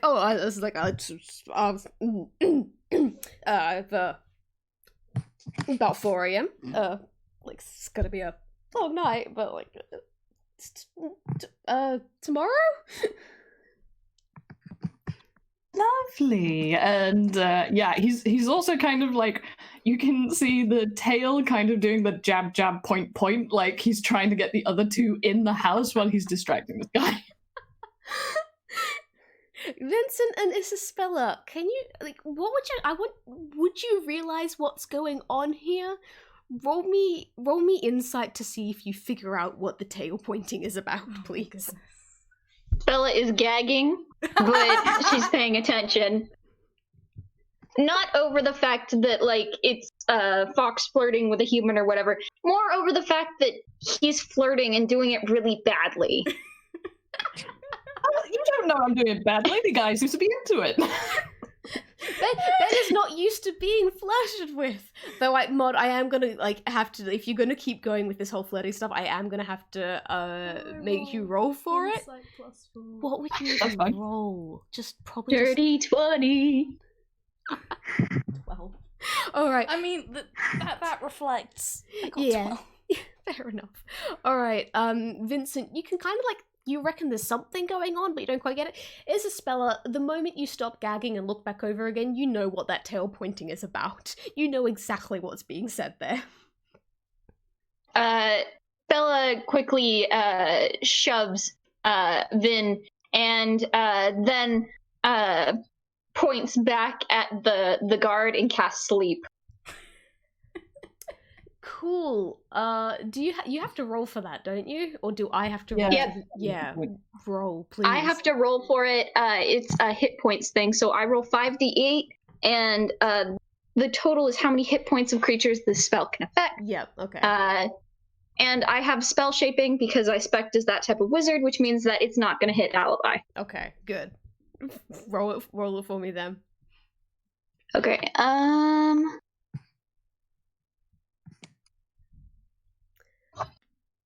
Alright, that only just works. This is not a very high level guard. He's mostly there to just kind of let people in through the gate. So that only just works. And it's just like immediately he's like kind of like still blushing, kind of like chatting with Alibi and everything, and then just immediately crumples and Alibi just puts his hands out like, what the hell? I almost had a date. Spella just rolls her eyes and then continues pushing Vin into the house. Yeah, wait, just one like second, we're one on second. a job, you dinks. No, 1 second, are we just going to leave him here? Can we not just sort of, like, can we, out of character, the idea is can we just sort of put him back in the booth, like, prop him up, like... I mean, if you want to. Yeah, I'm totally doing that. We can't just leave him, like, lying like someone is going to walk around here and Someone's see that. gonna trip over this person, so let's I'm just gonna sort of prop him up. Okay. In the booth. Everyone give me strength just to see how well you kind of manage as a group. Oh, again? Yes. Well, it is all three of them. Yeah, there's all three. So, like, okay, yeah, no. Like, at Princess, least... carry this guy! That was a nat 20 from Alibi, so... It's still -1. Yeah, but you're still easily strong enough to pick up your new boyfriend. Then, yeah. Okay, yeah, that's like Isaspella, even if you're not helping, between Vincent and Alibi. Sorry, I've just got this little image of like 2 cartoon foxes like lifting this real kind human above their heads and just marching them into the booth. Pose him carefully, make it think it was all a dream. Wonderful, seductive fox dream. I'm totally putting a blanket around this guy. Bella's just gonna go and find Doc. Yep, cool. Vin is honestly just like, where does Charlie meet you people? On adventures. All right, hey, everyone there? Like Charlie comes in through your earpieces again. Like, everyone there? You and you got to go around the back. You got to, like, to the back door and everything. Like, Doc, everything going okay with you? Yeah, I think the guy's going back to bed. So I'm gonna get out of the cupboard and try and go open the door. Or do you want Vince to try and come? Or I'm hiding in a cupboard. I reckon like you can go and try and unlock the back door if you want. So yeah, go ahead and like I completely forget what you actually roll to do lockpicking. So, but I do know. What do you? Thieves' tools. Sleight of hand. Okay. I can't use thieves' tools. Yeah, use your thieves' tools. Excellent. And Dex. Okay, that's fine. I can do These Dex. tools give you like a bonus or an advantage? I think they just Thieves' tools I have expertise with. What does that mean mechanically? I get double proficiency. So Okay. yeah, it's basically so it's that +3 there. Okay, cool. All right, Oh dear. that's like 14. That's just well enough. It does take a fair bit of fiddling. By the time that the others all actually manage to get out the door, you're still kind of doubled over, poking at the locks and everything. So the others are stuck waiting outside for a little bit, but you do manage to get it unlocked. Just a moment. Sorry. Yeah, got it. Okay. Congratulations! Everyone's inside the house now. Next time I'm bringing a spray bottle. Why? What did I miss? Oh, just her interrupting my brilliant performance. Like, Alibi is still put out that you rained on his parade. How rude. Bella's just like, we are on a job, and you were trying to seduce a man. Yes, that was me doing my job. Anyway, let's carry on. How is seducing? I am not going. Charlie can no hear all sense this, of by the what. way, right? You can. Charlie can only actually hear it if hear what you guys say if you put like your finger up to your ear when you talk. Okay. So no, he cannot hear you guys bickering. Good. So. Alright, you guys are all in the house. As you are standing there by the back door, I would like to also note, you are standing right next to a suit of armor. That suit of armor makes a grab for you because none of you are being very quiet about this, and like alerting the guard before was not great. I mean, I assumed that we were gonna be quiet. I would like everybody to make a dexterity saving throw. Okay, what is my dex saving thing? Oh, I get pretty good on that. Is it all of us doing this? Everyone. Alright, that's a 15 from Doc, a 15 from Alibi, a 9 from Isaspella. And All my other good rolls. Alright, 15 gang. everyone got a 15 except for Isaspella, who got a 9 and is now being grappled by a sentient suit of armor. Oh, Well done, folks. You got through the door and immediately alerted the alarms. Well, I assumed that we were being quiet. We don't just like sort of like breathe in, breathe out sort of gameplay. No, I was not doing that. But at the same time, at least so far, you have only alerted this singular suit of armor. But Isaspella, it does kind of have you in its grasp. And it's making pretty clattering noises. Everyone, I'm not gonna make you roll initiative for this, just because it's a single thing, but this is your chance. You kind of each get one chance to make this stop. So, Okay, what do you do? Can Alibi straight away cast silence? Yes. Good move. Okay, yeah, you're surrounded by a dome that makes everything go completely silent, and it's quite big thing actually. 20-foot sphere Nice. around, like centered on the suit of armor. So like you can't use spells that have somatic components, but it's not making any noise now. Yep, that works. That'll actually work. Can Spella cast Thunderwave? Oh, dear. No, because all thunder damage is nixed inside this sphere as well. Damn it. I'm sorry. Ooh. Then she'll just have to cast Ice Knife. Okay, so sorry, just drawn on the map here, there's about that. There's a bubble of silence just there. Are you using Ice Knife on the armor, I'm guessing? Yeah. Alright, can you do that while grappled? Or, I'm guessing you're rolling a disadvantage there, but... I don't actually know. I just assume if I'm being held by the neck and I have a knife, that I can stab something. Okay, go It's ahead. a thing like Yep. it's a projectile, but yeah, you should be able to do it. Yep, go ahead and stab then. Okay, because I'm just I don't actually know. I'm so sorry. That's okay.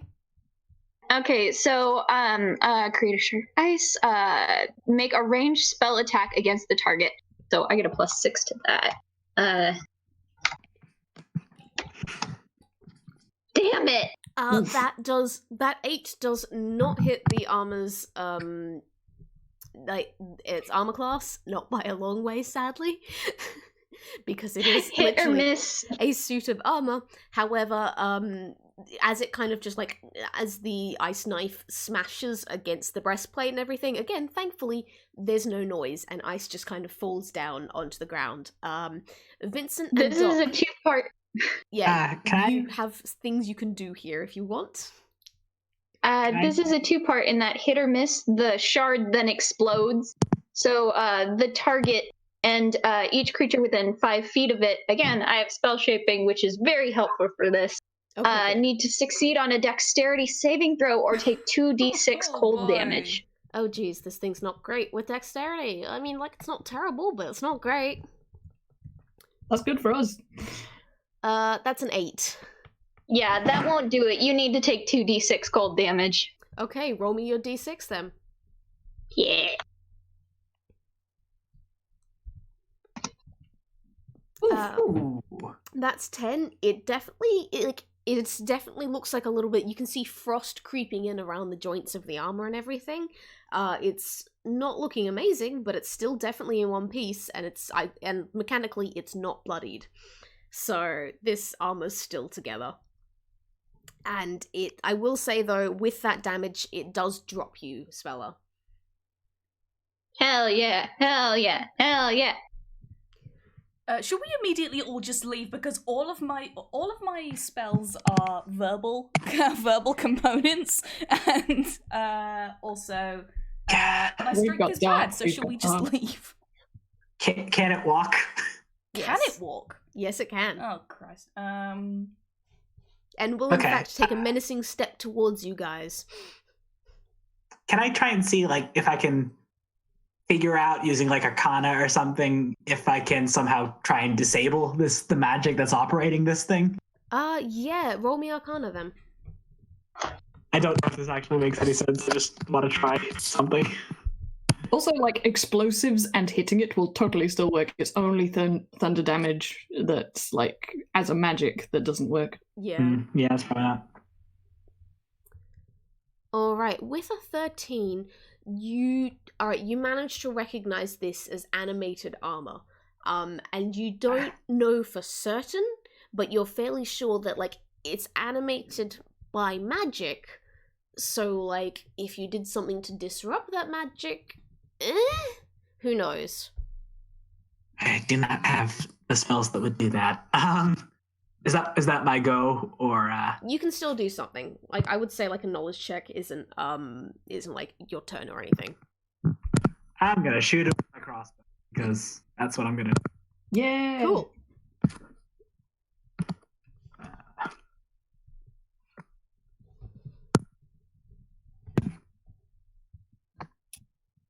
I think that'll hit. Yeah, a 24 definitely does hit. Well done. Yeah, roll damage. Sorry, that's +3, so 10 damage there. Like, yeah. All right. And I will take. Oh, sorry. No, I was like, yeah, this thing is not look. Yeah, like mechanically, this thing is bloodied. It's not looking great, but it's still in one piece. What were you about to do? And then my crossbow starts to glow and jitter, and I take my second shot because I'm a 5th level. Hell yeah! Misses though. Yeah, that one doesn't hit, sadly. Still working out the things on that second shot thing. Okay. Okay, Vincent, you are the only one left that has not tried to do a thing. Do you want to do a thing? That's fairly in character. I mean, if I could, I don't really have anything that I could probably do. I mean, I was honestly just thinking of just also doing the crossbow thing.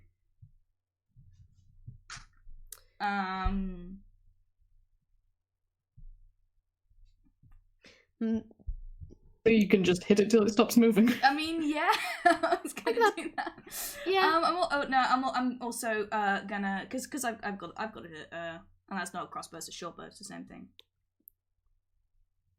Oh, I do have a rapier though. You know what? I'm gonna stab it with that. I'm gonna try and like stick it to the wall somehow through the helmet, maybe if I'm tall enough. Okay, I'll do that. Right, roll damage. Doing 20 plus your proficiency bonus. That's 3, right? Oh no, like when it comes to your weapon proficiency, so your attack bonus there. Ooh! 3 is 7 is better than 3.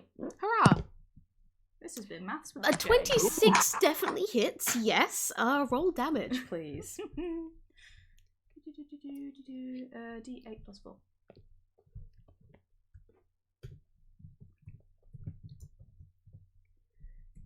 Alright, this thing's looking really, really bad. It's looking battered, it's looking frosted, it's looking, like it's got several dents through its best plate. It's not looking great, but it is together, and you know what? I know we didn't actually do any rolling initiative, but considering how we kind of played things out, and how this thing's still there, we are just going to continue this with it being the suit of armor's turn, and whoever is standing closest, which, considering Vincent just stabbed it, is probably Vincent. Oh, good. And it's going to try and hit you. Yay! I mean, in all fairness, he is very punchable. He is. Just turn sideways. Maybe he'll miss. Vincent, does 23 hit? Almost certainly, yes. Oh, God. And also seeing as it has multi-attack, I'm just gonna kind of group everything together because... Oh my god, oh my god, well, oh my god, oh my god. Is it crit failed on the other one, so it only hits you once. Okay, that's not... 1d6 plus 2. 6 plus 2. Vincent, take 3 damage, please. Okay, 3's not too bad. And then also I'm going to say, with that crit fail, as it's kind of stepping forward to take out Vincent and everything, it lands bad on one leg where the frost has kind of built up quite badly on it, and kind of its knee clicks to the side and takes another step, and it's not working, and it stumbles over, and it falls into pieces on the ground just after hitting Vincent. And it is defeated. Well done, you solved my armor puzzle. Yeah, take that! Thankfully. Silently. thankfully, silence is still cast, so even as you've watched this armor scatter all over the floor, it is completely silent. Can we try and put it back together? No, why would you do that?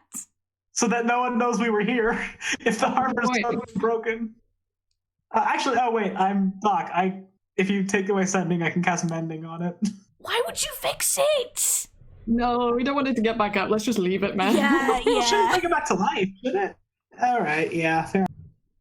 We don't know how it works, so That's Okay. true. So, probably just gonna point us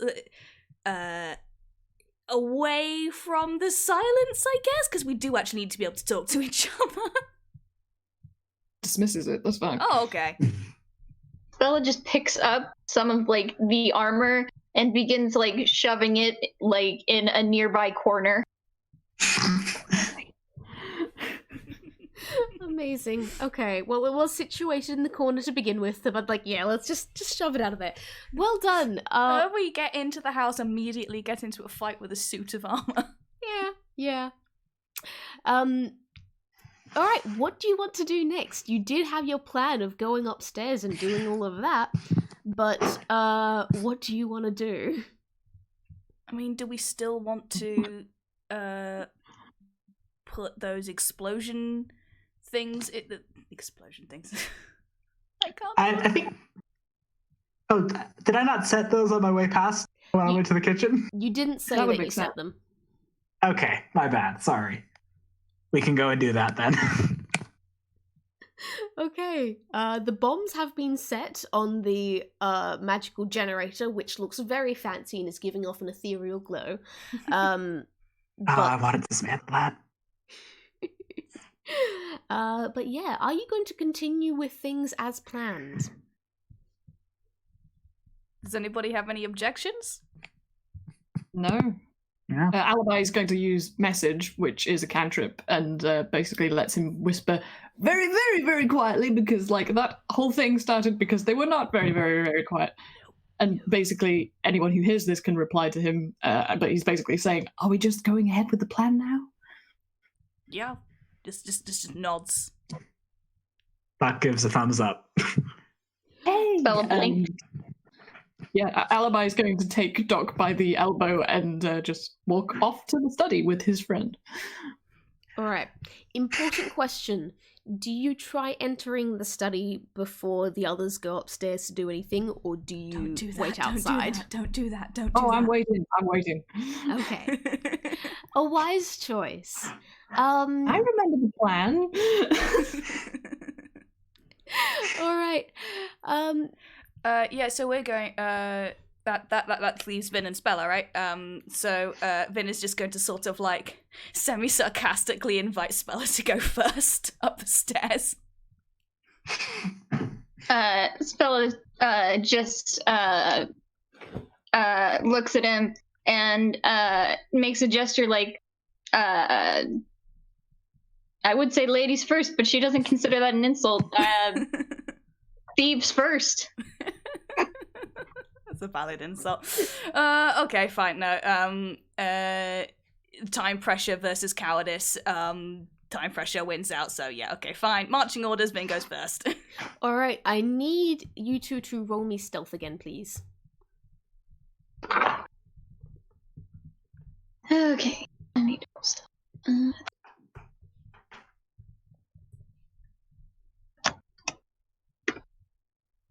All right. Nice. That's a 20 from Mrs. Speller, super duper sneaky, and a 14 from Vincent. I'm disappointed in you. It's not my fault. She's better than me. Which becomes obvious as you're going up the stairs and Vincent's going first and accidentally hits a creaky step. What? It's not so bad as all that. It is it does kind of fit in well with something sounding like the house may be settling as the night creeps in and things grow colder. You do not, like, no other alarms or anything go off. It's okay.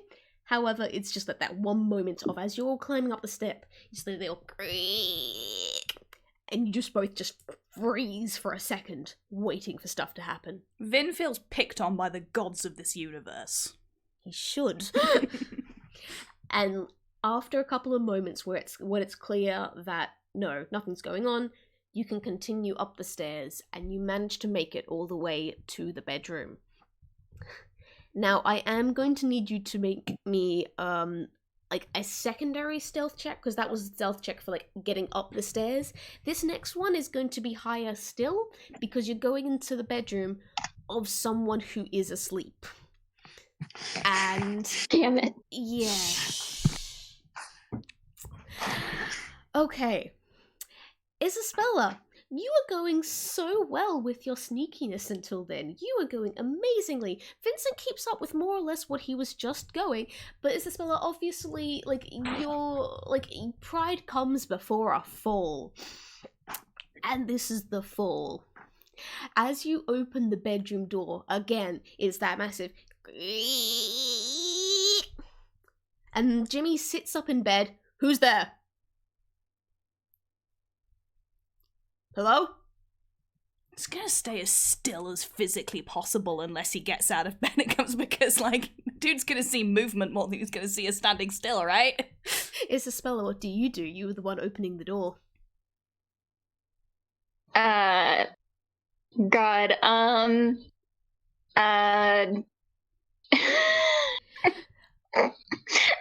Bella casts Ice Knife at 2nd level. Oh my god!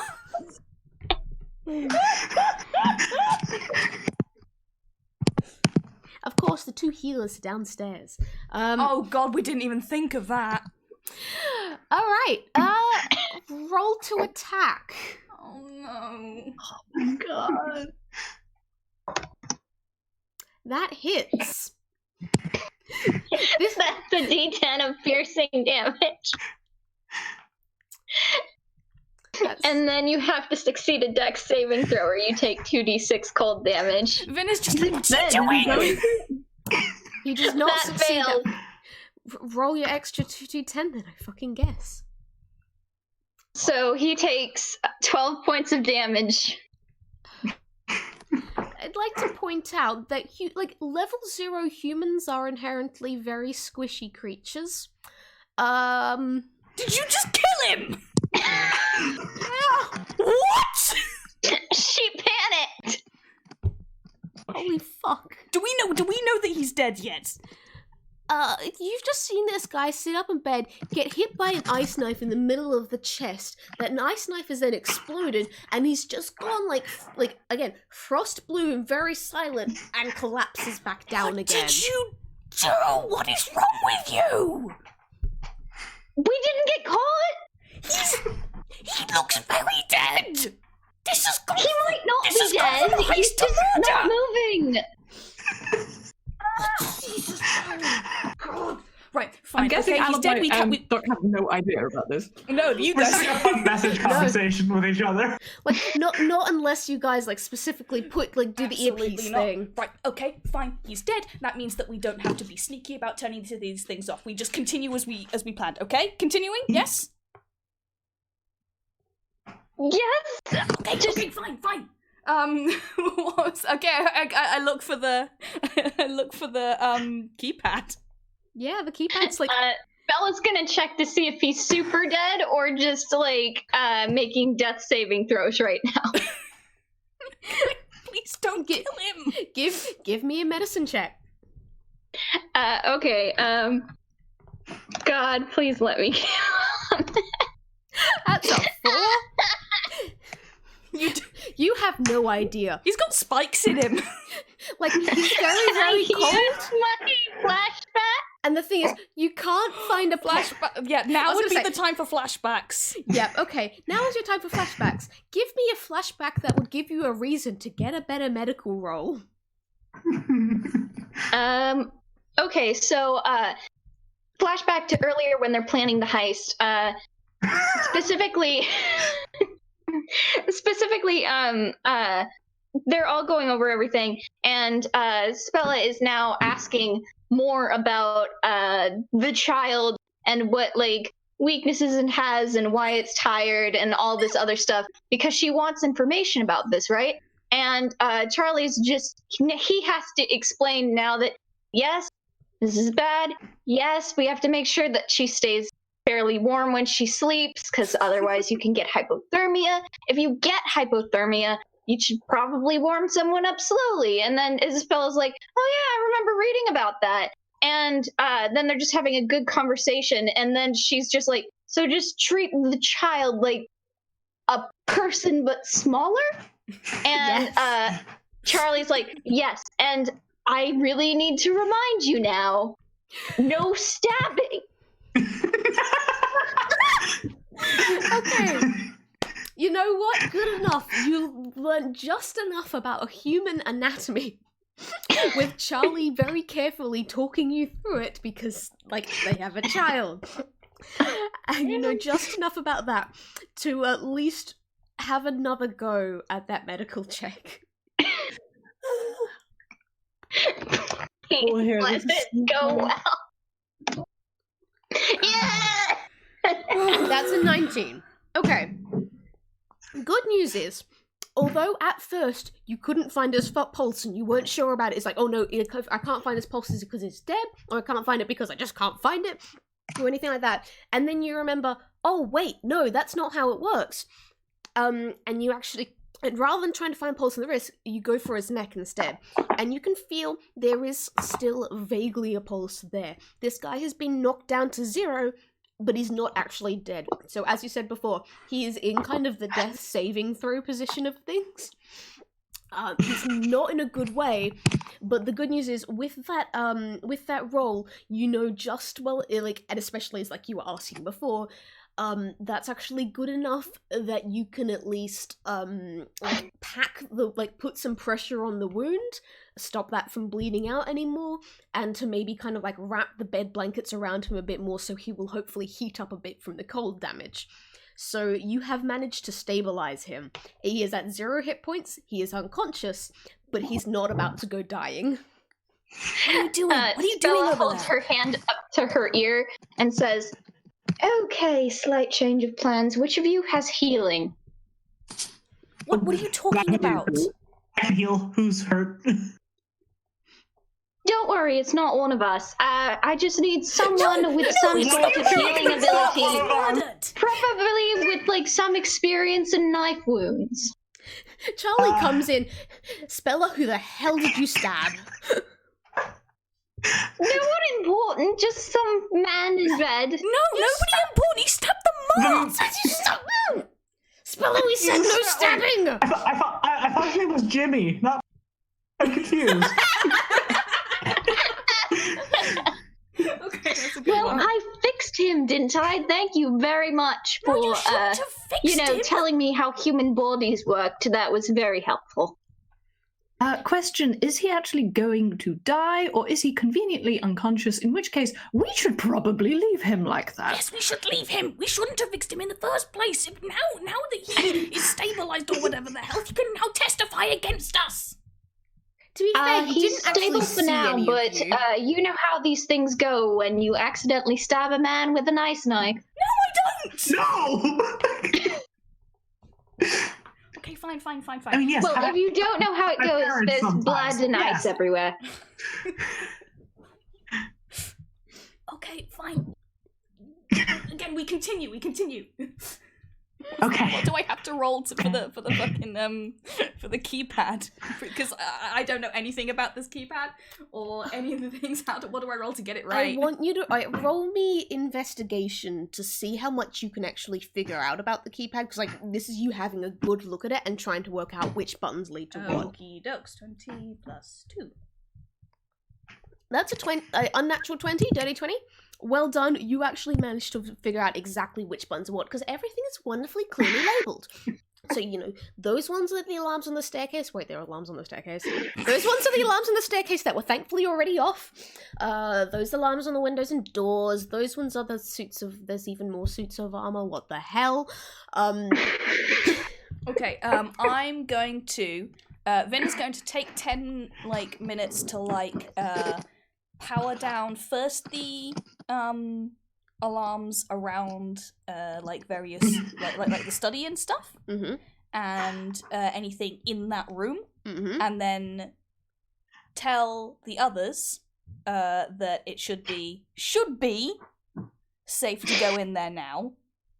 And then he is going to power down any of the alarms, and also the suits of armor if there's any of those in the study. I'm not letting them happen. Shut up. I include suits of armor when I say alarms, and also power down anything around the external stuff, like the doors and stuff, like whatever route we're taking out around there. Okay. Because you do actually take your time with this and everything, you're not, because you're, taking 10. You're not sure you got absolutely everything, but you're fairly sure that you got the worst of it and that the study should be safe. Okay, Alibi, can you cast Silence again? Do I have to? It might be a good idea. Everything should be down, but I do not want to take any more chances now that we have a very nearly dead man in this house. Fine. Very nearly. Still slightly alive. I will point out, Alibi has a limited number of spell slots, and he really doesn't want to use silence unless he absolutely has to. That's fair enough. He doesn't have to. He doesn't have to do what Vin asks of him at all. So. Okay, in that case, Alibi's going to be an asshole and not do it, but he's. If it's necessary in terms of, say, someone exploding a safe, which he was anticipating possibly being something that he will have to do. Don't tempt me. This is Doc. Who knows? But all right, you head into the study. When you get in there, you realize it's an absolute mess. It's not the mess of someone was going through trying to search for something. It's just the absolute mess of someone who works and draws comics and animations and all that sort of stuff for a living and never really tidies up or lets anyone else in there to tidy up for him. There are papers scattered everywhere. There are at least 7 dirty mugs placed about the room. The desk is just everywhere. There's a couple of chests of drawers on the side. You notice that there are 2 more suits of armor either side of the doors. So it's a good thing that Vincent disabled those. But you think if you're gonna go finding the sketches that you need in here, it's gonna be a bit of work. Well, nice to see that someone's organized. Where do we start? Okay, we're looking for a vault. Charlie, was this supposed to be a vault? He's, when we were talking to him before, he said something about a safe or something about that. We're fairly sure that the maid mentioned there was a safe in the study, but she was never allowed in there, so I can't say where it is, but keep an eye out for it. Okay, let's look for a safe first. Or investigation? I would say this is investigation, seeing as you are actively searching a room. Okay. It's a +3 instead of -1. All right, that's a 16 nice. from Alibi and a 20 from Doc. You know, possibly from previous messes that you've been through, exactly where people would usually hide safes.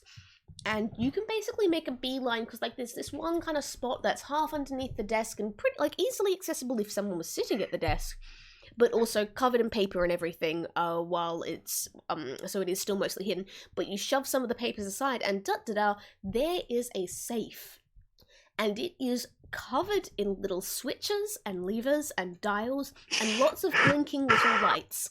Most of the lights are currently red at the moment, but there are a couple of yellow ones. Good luck getting in. All right. Okay. Do you want me to just try to take a start at this? See if we can try and figure this out. There's got to be some sort of pattern for how this works. Okay. Do you want to try and open it the boring way? Not, darling. Okay.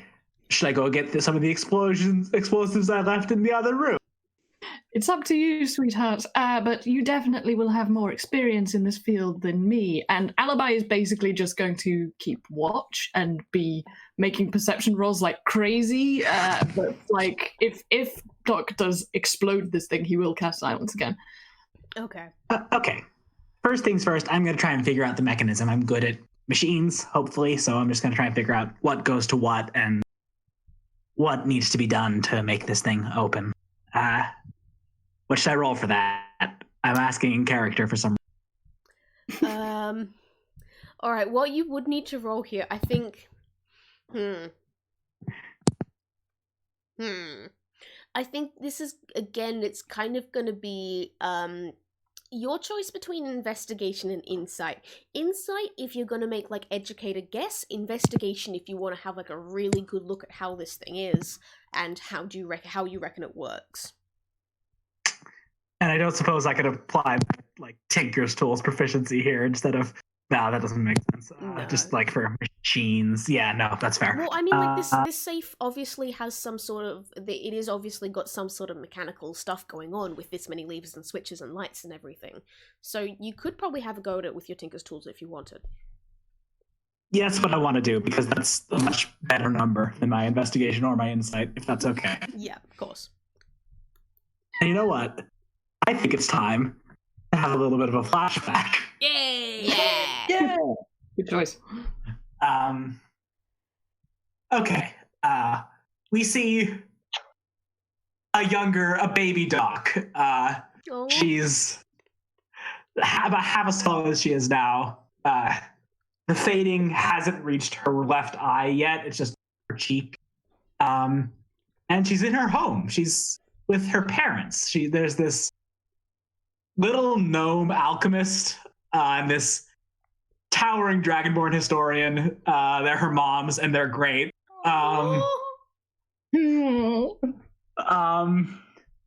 Anyway, though, the alchemist has a lot of dangerous chemicals, and Doc lives in this house.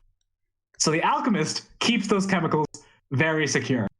And we see baby Doc on the floor in front of the chemical safe, just spending hours and hours working at it and figuring out how to get these exciting chemicals that she can make while her moms are manning the shop and otherwise occupied.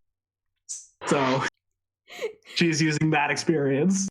Yes, that is so good. So, like, baby Doc has spent hours in front of various safes, because, like, I have no doubt that your parents probably upgraded them over time. But it's like, you have lots of experiences and slowly, like, gradually getting into safes. Because of that, you absolutely have advantage with this roll. Okay. Let's see. I'm going to roll that. And then I'm going to roll that again. Alright, All right, yeah. highest one there is a 23.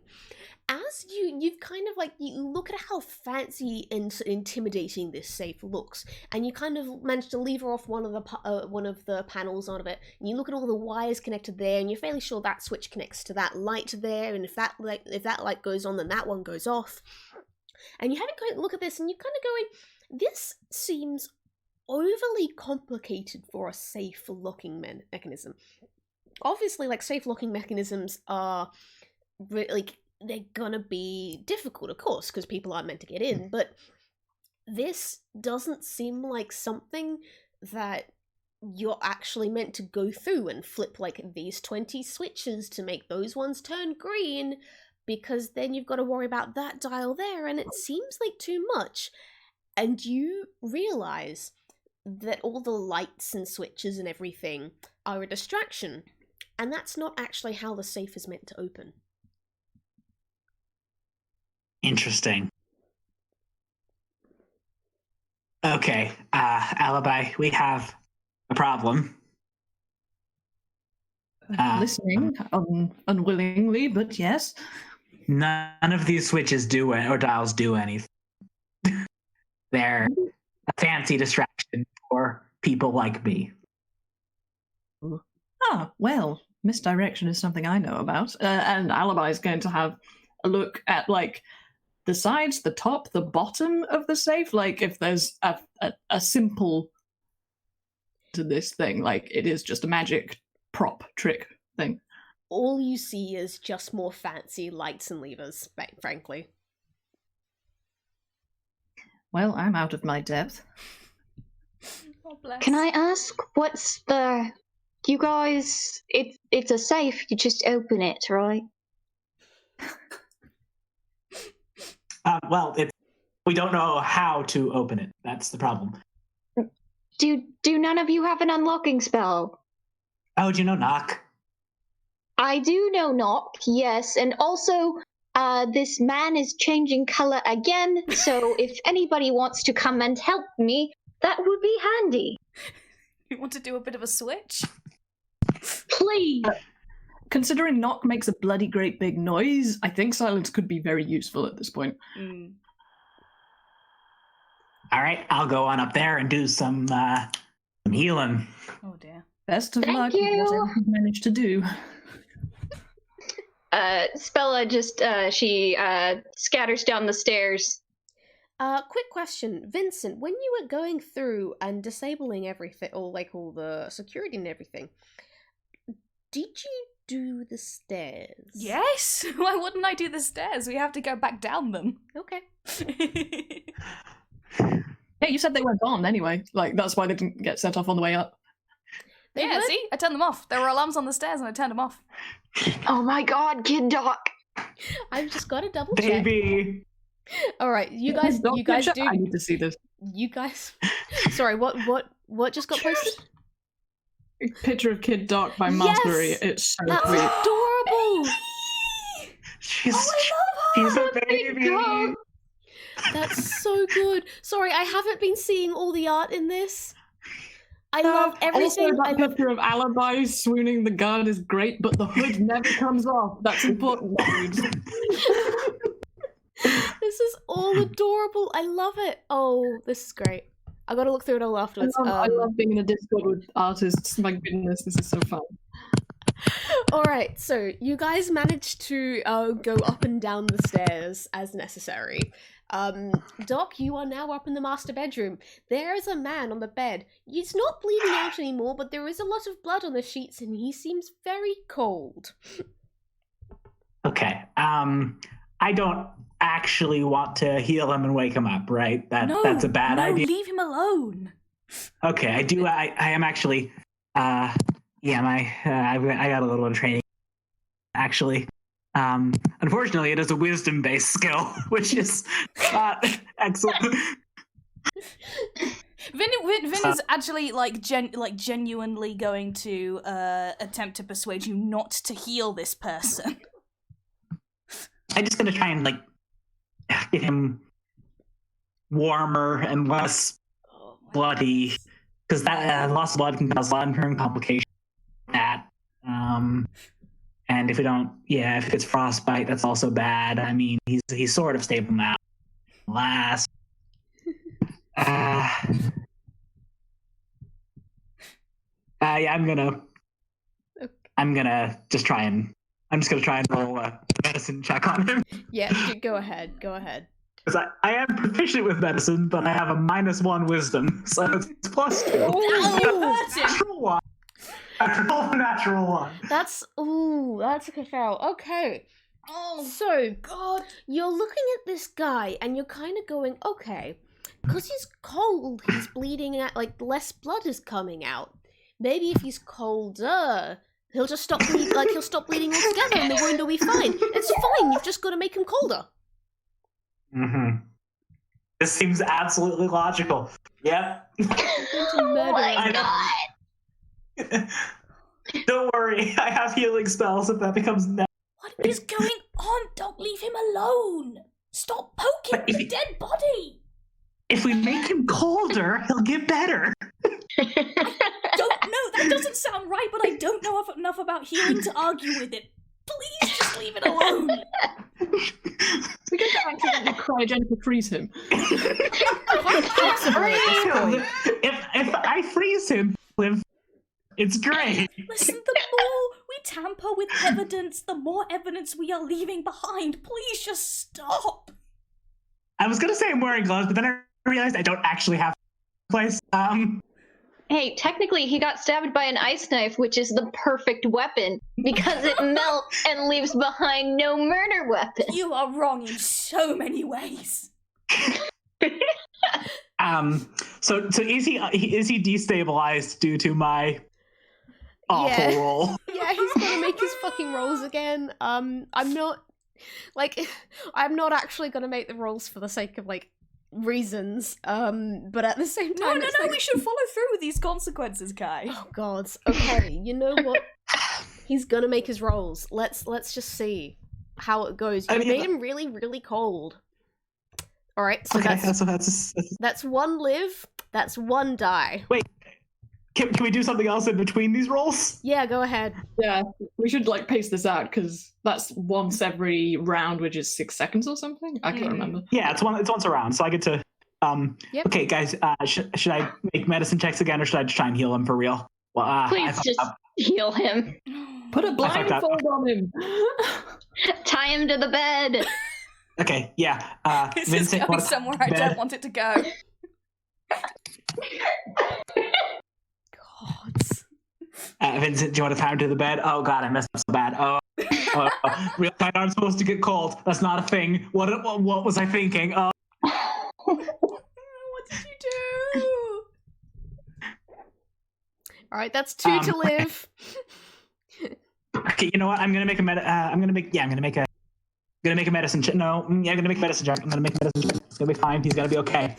I'm a just gonna doctor. sit here I'm and not a be doctor. That was a completely lie. unhelpful. That's a 17. Rolled good. All right, you rolled just well enough in your medicine check that, like, with his already like 2 rolls to live, you managed to stabilize him once again, and you realize that, oh wait, no, making humans cold bad might work with toons, doesn't work with humans. And you quickly try to warm him up again. See, my mom was a silver dragonborn, so she breathed ice, so ice was good for her. That's how humans work. That's how dragonborn work. Well done, you managed to get him stable again. He's still unconscious and quite cold, and he's still lost blood, but he's stable. Doc, please just come away from the semi-dead man. Please just leave it alone. Doc, step away from the human. Touching. Step away from the human, please. I'll stop touching things, I'm sorry. Thank you. Okay. Back to downstairs with Stella and Alibi. You have a safe. It's very sparkly. It's got lots of little sparkly lights on it. What do you want to do? Can Spella roll investigation on it? Yep, go ahead. Okay. Because she gets a plus 6 to that. Anything that they've learned from. Yeah, that's also a good idea. Alright, that's a 24. With Alibi also filling you in, you now learn exactly what Doc learned, which is that all the lights and levers and dials and everything don't do anything. This safe obviously opens some other way, and because you don't find any keyholes on it, there must be some other way that it opens. You're not sure exactly what, because you didn't think you missed the mark by like the tiniest margin. You're not quite. I can open it. You can open it? Yeah, I can open it. I have a golden key that can open anything. What? They work on the train, right? Yeah, I got it from a train. It's a golden key. It can open anything. Yeah, you've got to remember that there are no visible locks on the safe, so that key actually wouldn't fit in anywhere. It says it manifests. You said in the description. Oh that it yeah, I manifests did, didn't I? Sorry, I forget the details. Yeah. Okay, so I mean, like, all right, you got to remember, if you use that key here, you can't use it on back in the train games and everything. Are you okay with that? I'm okay with that. Okay, if you want to run back downstairs and go, oh wait, I have a key, and go ahead. I'll do that if that's all right. Sorry. Doc just like zipping up and down these stairs with like a little dust cloud following her. Yeah, can I also just get everyone to make a stealth check again, just to see how quiet you've managing to be? Just because you're bored and want to. I like, want to do make more chaos stuff for occur. us. All Fair right. enough. That's what GM's for. That's a 16 from Alibi, a 13 from Doc, a 14 from Spell, and I've completely forgotten what my bonus for stealth So is. it's plus There we 7. go. So, did you help the man not be dead? I made it worse, but he's okay now. Good enough for me.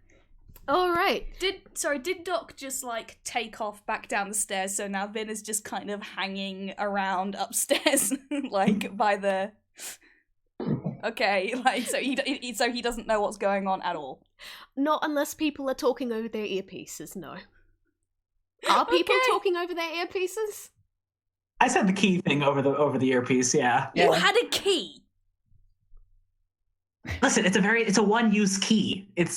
I didn't want to have to use it if I didn't have to use it. Have you decided I can to just use it now? knock. Oh, okay, yeah, that works. That was the plan anyway. Oh my god. All right. I run back up the stairs.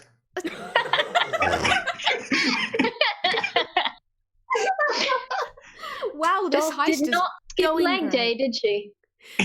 This heist my is God. going great. Okay, if you want to cast Knock, go ahead. Quick question: does Knock have any verbal components, or is this? It does not. Okay. Its instantaneous components are. Oh, god damn it! Does V mean voice? Yeah. Yeah, it does. verbal. Yes. God damn it! You can probably cast it from wait, because I can designate where this sphere appears. So if Alibi like puts it basically really close to the circumference of this sphere, like you should be able to reach through and say the spell while you're outside of this bubble of silence. No, that's fair because the range of knock is 60 feet. Oh, fine. Yeah, we're good. Okay, so I'm just Yeah. imagining you both like a standing several steps back from the safe and everything. Mhm. And like, have you outright left Not the anyway. room, or are you just like a couple of steps back? Like halfway across the room, but Alibi was going to do that in case it explodes anyway. Valid. Okay. Do you need to roll anything to cast your spells? No, it is instantaneous, and it says choose an object you can see within range. The object can be a door, a box, a chest, a set of manacles, a padlock, or another object that contains a mundane or magical means that prevents access. A target that is held shut by a mundane lock or that is stuck or barred becomes unlocked, unstuck, or unbarred. If the object has multiple locks, only one of them is unlocked. If you choose a target that is held shut with an arcane lock or a magic lock, that spell is suppressed for 10 minutes, during which the target can be opened and shut normally. Okay. So you stand back, you get ready to cast your spells. You cast your spells, and nothing happens. But the question is, do you notice that nothing happens, considering that you supposedly just cast silence and then you did a spell that doesn't really make any noise, and when it's got silence there? I was expecting the door to open at least. Well, I can tell you, right now, as you are standing like halfway across the study and everything, you cast your spells and nothing happens.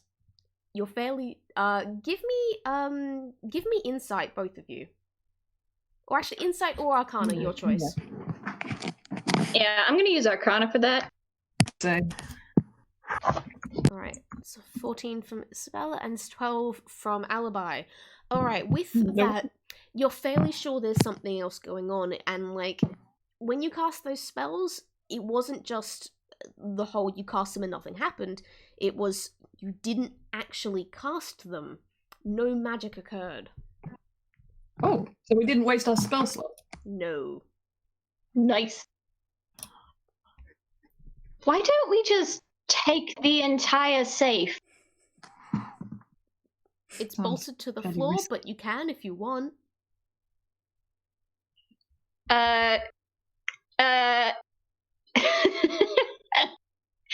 Oh, another object that contains a mundane or magical means that prevents access cannot have gotten the bolt off the floor.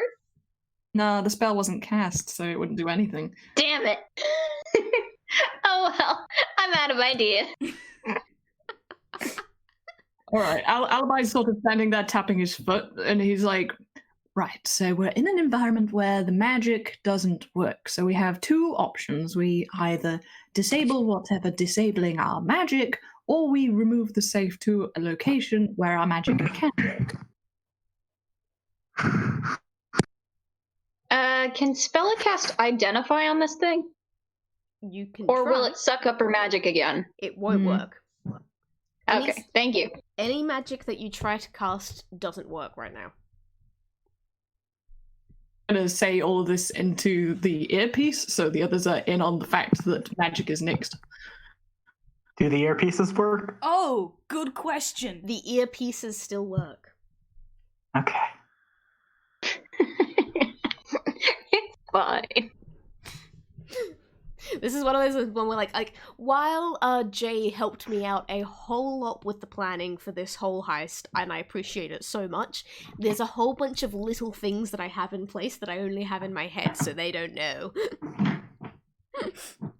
And this is one of them. So how's it going down there? Not fantastic. Vinny, you strike me as the sort who might be able to unlock a box. Being a fellow fox, would you help us with this? Yep, sure. Can we send somebody up to replace Doc, because I do not trust them around this body. They might go poking it again. I won't poke anything. I don't have medical experience I do. beyond causing medical problems. Okay, fine. You know what? This is already as much of a disaster. Doc, please do not touch anything, and I will go downstairs. I immediately start examining the keypad, and I want to touch it very. Oh god. Oh dear. Oh Do no. you- Does Doc need to roll like a will save not to immediately start pressing buttons? I know don't think what? so. Can you really restrain yourself? This is a rather large and fancy looking security pad with a lot of fancy buttons. Can I at least try and see if I know what the buttons do before I press them? Roll me either investigation or insight. Okay. Oh god. 13. Okay, was that which one was that? That was investigation. Investigation. You're fairly sure you know what most of these buttons do? Like, that one's, like, those ones are all in a kind of little group there, and, like, those ones are probably the outside locks. And you're fairly sure that one there is the armored guard? Like, the armors? Or cause the guards? Or something like that? You're not entirely sure, but you think you've got the hang of this, yeah. Oh no. I think I figured out the pad. Should I try and turn things off? They're already off. They're already Oh. off. Okay. That's unfortunate. Alright. Okay. Vin, you're coming downstairs. You are also in the absolute trash heap of a study. Hooray! People have pointed out the safe to you. What do you want to do? So are we moving this thing, or are we... You said no magic's working in this area, right? Is Alibi still downstairs or upstairs at this point? It depends I'm on confused. you. Like, does Alibi want to be anywhere else? Because, like, I'm questioning if there's any point in having someone upstairs at this point. The guy seems to be KO'd, and, like, we don't need to do anything more with the panel, so No, fair enough. is there anything more? He wakes up, that would be bad. That's true. Alright, yeah, Alibi will go upstairs to, like, basically stand guard. Alright, so Alibi and Doc are upstairs, and we've got Spella and Vincent downstairs, so it's a complete reversal of what was originally in place. Just play like musical chairs with our roles. Pretty much. The Benny Hill music.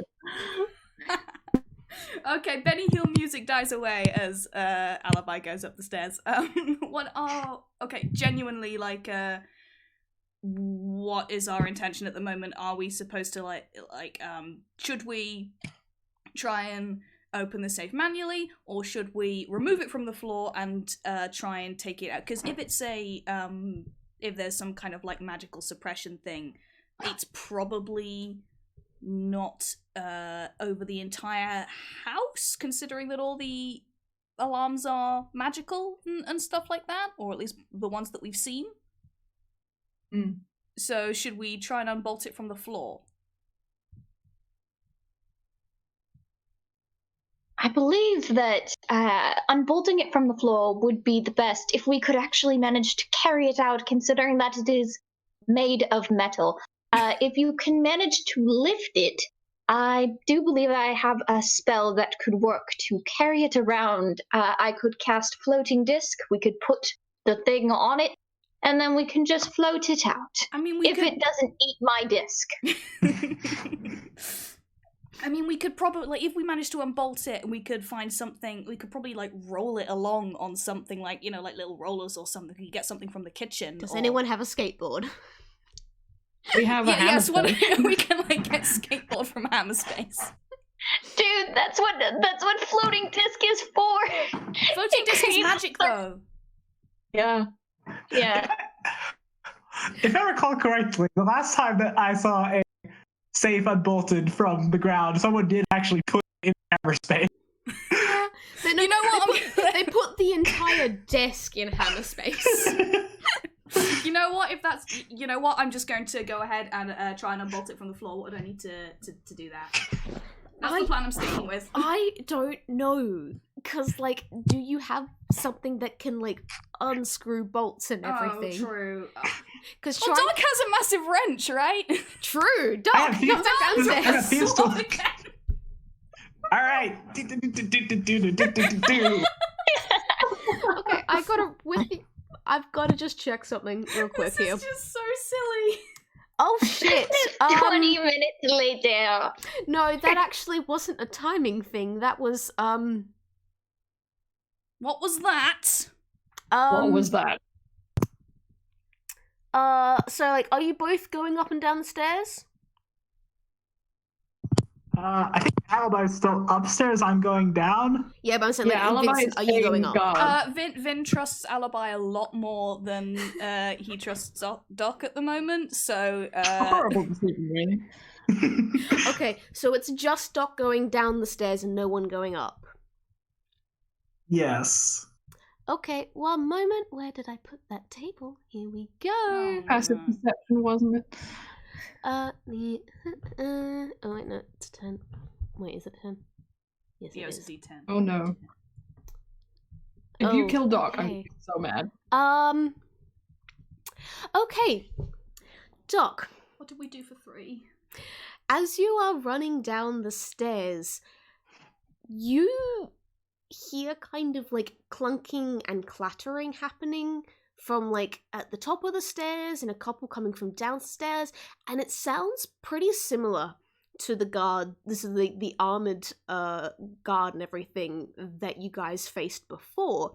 And like, you know that you have kind of caught glimpses of some more of the like statues of armor around the place, and like in fact you saw some of the stuff on like stuff that was probably referring to the armor on the security panel. And like, while you can kind of hear that, you're realizing that like there's a very, very high pitched like that you can just hear out of your good ear. And it sounds kind of similar to what happens when like something has just exploded in your face, but there hasn't been any explosions this time. And like, you take another step down the staircase and you freeze and you cannot move. You are frozen solid, petrified there in place halfway down the stairs. Everyone else, you can also hear the clanking and clattering of the guards moving about, because I all deactivated them. the thudding, you deactivated the ones in the study. No, I didn't. I said I turned them off. And sorry. Yeah. From what I remember, you said you deactivated anything that was in the study. You did not. I do not remember you necessarily deactivating any of the other ones around the house. That's true. Fine, that's No. fair. Because there's quite a few other ones scattered around the house. And everyone, so, like, the ones in the study, thankfully, don't wake up. So those of you who are in the study, for now, you are safe. However, you can hear, again, the clattering and clunking of the animated armor stepping off all the little pedestals wherever they are around the house and starting to march through all the major hallways.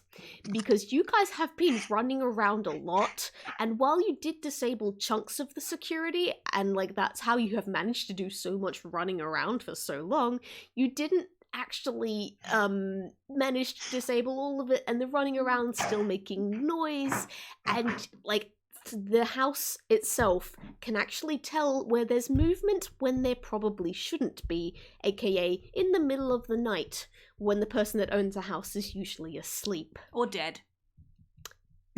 Well, he's not usually dead, thankfully. Not usually, not till we turned up. So, Doc, you are frozen on the staircase. Alibi, you are up in the master bedroom. Isaspella and Vincent, you are down in the study. And there are multiple suits of armor marching around on the lower area they've actually started from the foyer. They've come marching past the circular staircase, marching through the kitchen, and just generally going around the lower area of the house. And there are 6 sets of armor up in the top floor.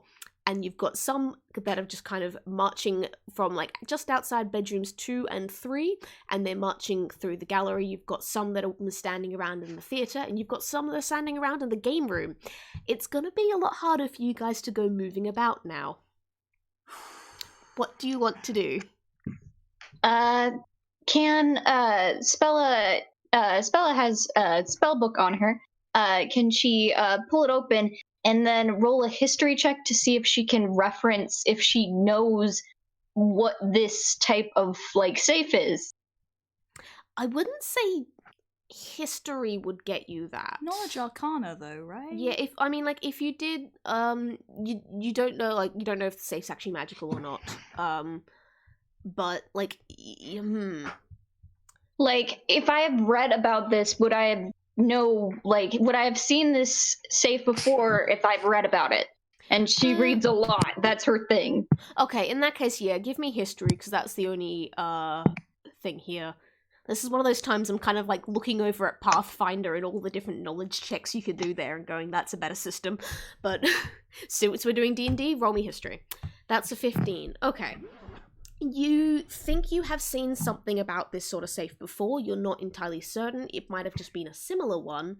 But you have heard stuff about safes that didn't have any sort of locks or anything on the outside. It didn't have any dials, levers, or keyholes or anything like that. And they used passwords to open instead. And they were a little bit magical.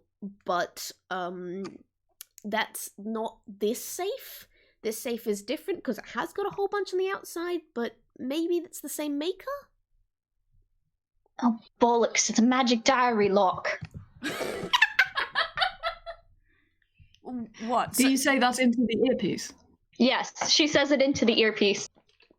And then she... Here's that. He's going to start looking for a diary in the bedroom, because where would you keep a diary but the bedroom?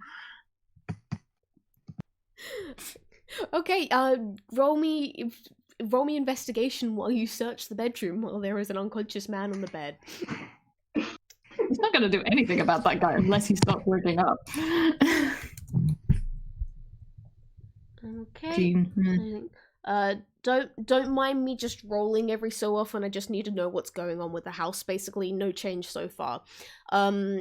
Alright, with that 13 though, you do a good search around the room. You find a little statuette that looks like it might be worth something. But otherwise there doesn't seem to be a diary or a journal or anything like that. He's tempted by the statuette, but he's got enough money and he doesn't want to remove things that could be traced to him, so he actually leaves it alone. Spella holds her hand up to her ear again, and she says, "By diary lock, I don't actually mean you need to find a diary. I'm clarifying because I know sometimes people take me very literally. More specifically, it's a type of lock that opens with a password, which means that probably shouldn't have stabbed the man who could say the password. Do you have any healing or charm person or speak with the dead?" Spella, because you actually are one of the people in the group that has somewhat decent passive perception, you notice that as you said password reasonably loudly, you hear a slight click. A very quiet, but there's a very slight click, and the door to the safe swings open a few millimeters. No. Are you absolutely kidding me? go wide. And she says, forget that. And she turns around and opens the safe. The safe is open. There's several things inside. There's a bar of gold. There are like a couple of pieces of important looking paper, and there's an envelope. There's like a large envelope containing the sketches that you guys were looking for. Spella takes everything. Well done, you have this man's birth certificate. He can't die. He was never born. Fine. Spella returns the birth certificate but takes anything of monetary value. Okay, you take the sketches and the bar of gold.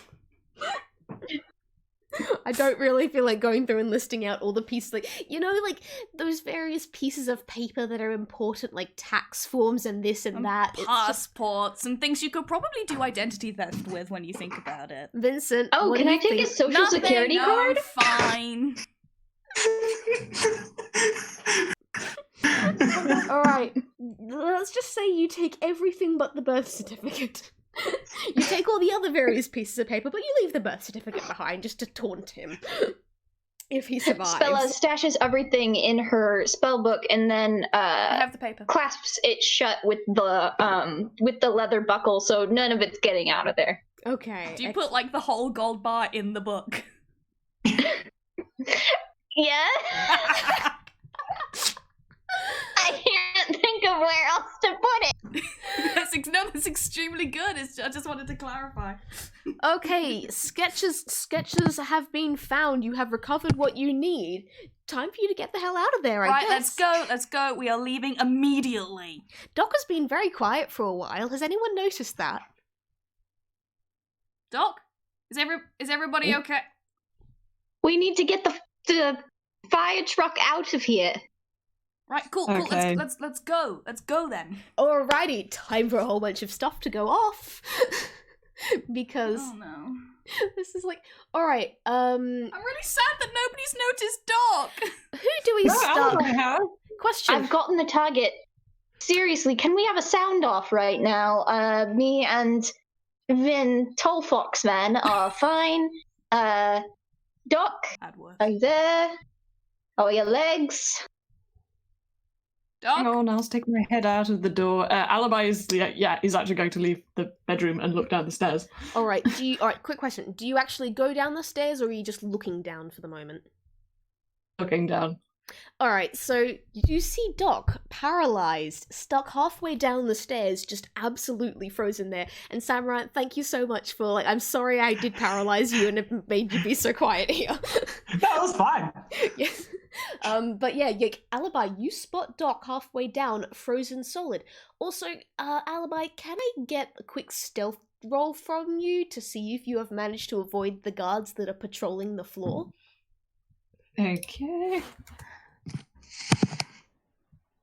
A 14 is only just enough. So you actually, like, when you were first going out the bedroom and everything, you stuck your head out, saw the guards go in a pair going clank, clank, clank, walking down the door, walking down past the gallery and everything, and you like quickly duck your head back in, wait for them to pass, then you go back out to look down the stairs, and that's when you spot Doc. We have a problem. Doc seems to be indisposed. She's been frozen, I think. She's not moving at all. Like a statue. She's a statue. We have a problem. This entire heist has been nothing but problems. Okay. Vin does genuinely think about just leaving Doc there, but not going to verbalize that to the rest of the group because that would probably make him even less popular than before. So we probably do actually need to retrieve Doc. What's the matter with her?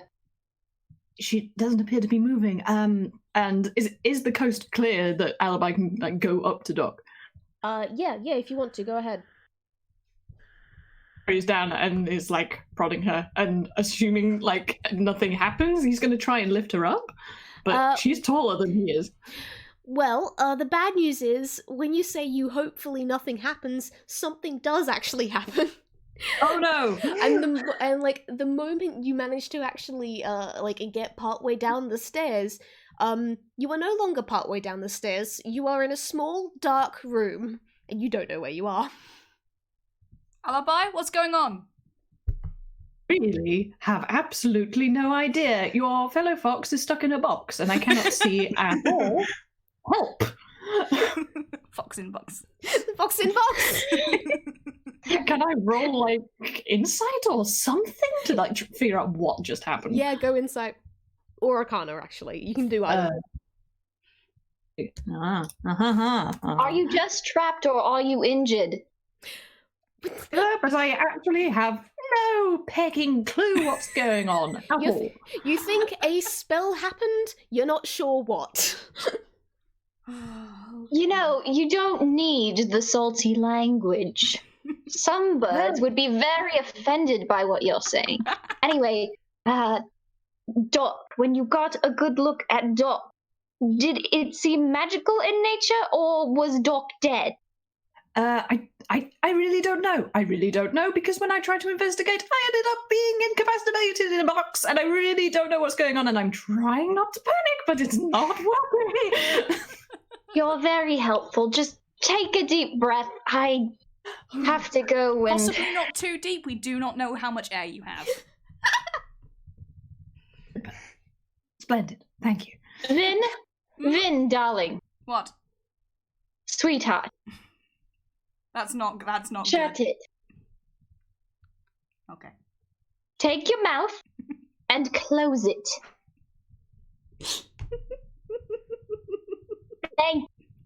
Because you're going to give him a panic attack, and if he runs out of air, we can't fix it. Question to the DM. You know, you said the flashbacks, but like, is that only one in this entire story arc? Or... It's once per session. So you have got one to use this session. You'll have another one to use in the next session. Okay, it may not even be particularly helpful, but I feel like it's very. It would work for the situation, because we have a flashback and it's point of view. Because the last time that Alibi experienced being completely blacked out, oh dear, in a completely destroyed room, which was like apparently some sort of explosion had happened, and he had some blood on him that was not his, and there was a charred corpse. What? Which was not his, but he could only assume he was responsible for before it crumbled into dust. Mm-hmm. And then he had to escape from a trapped situation then as well. So he is like very much having a panic attack in this box. And I don't think there's any advantage to be gained by that, but perhaps because he's experienced it before, he might be able to figure out something. Right.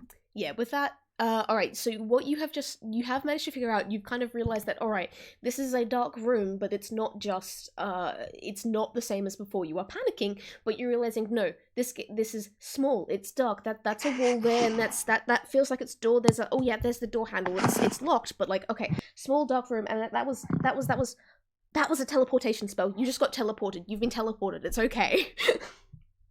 Okay, I've been teleported, still in a box, still very much in a black box, but I'm not where I was, and I'm not injured. Okay, so we have the staircase where incapacitated two of our party members. Do we go about trying to retrieve these two? I think we probably should. We kind of need to, yes. Okay, can we agree not to touch the staircase if at all possible? It seems like bad things Spella happen. shakes out her wings and says, yes. Very useful. Can you please go and try to retrieve what, like... we know where Doc is. Let's try and retrieve Doc first. Yes, I'll go get Doc.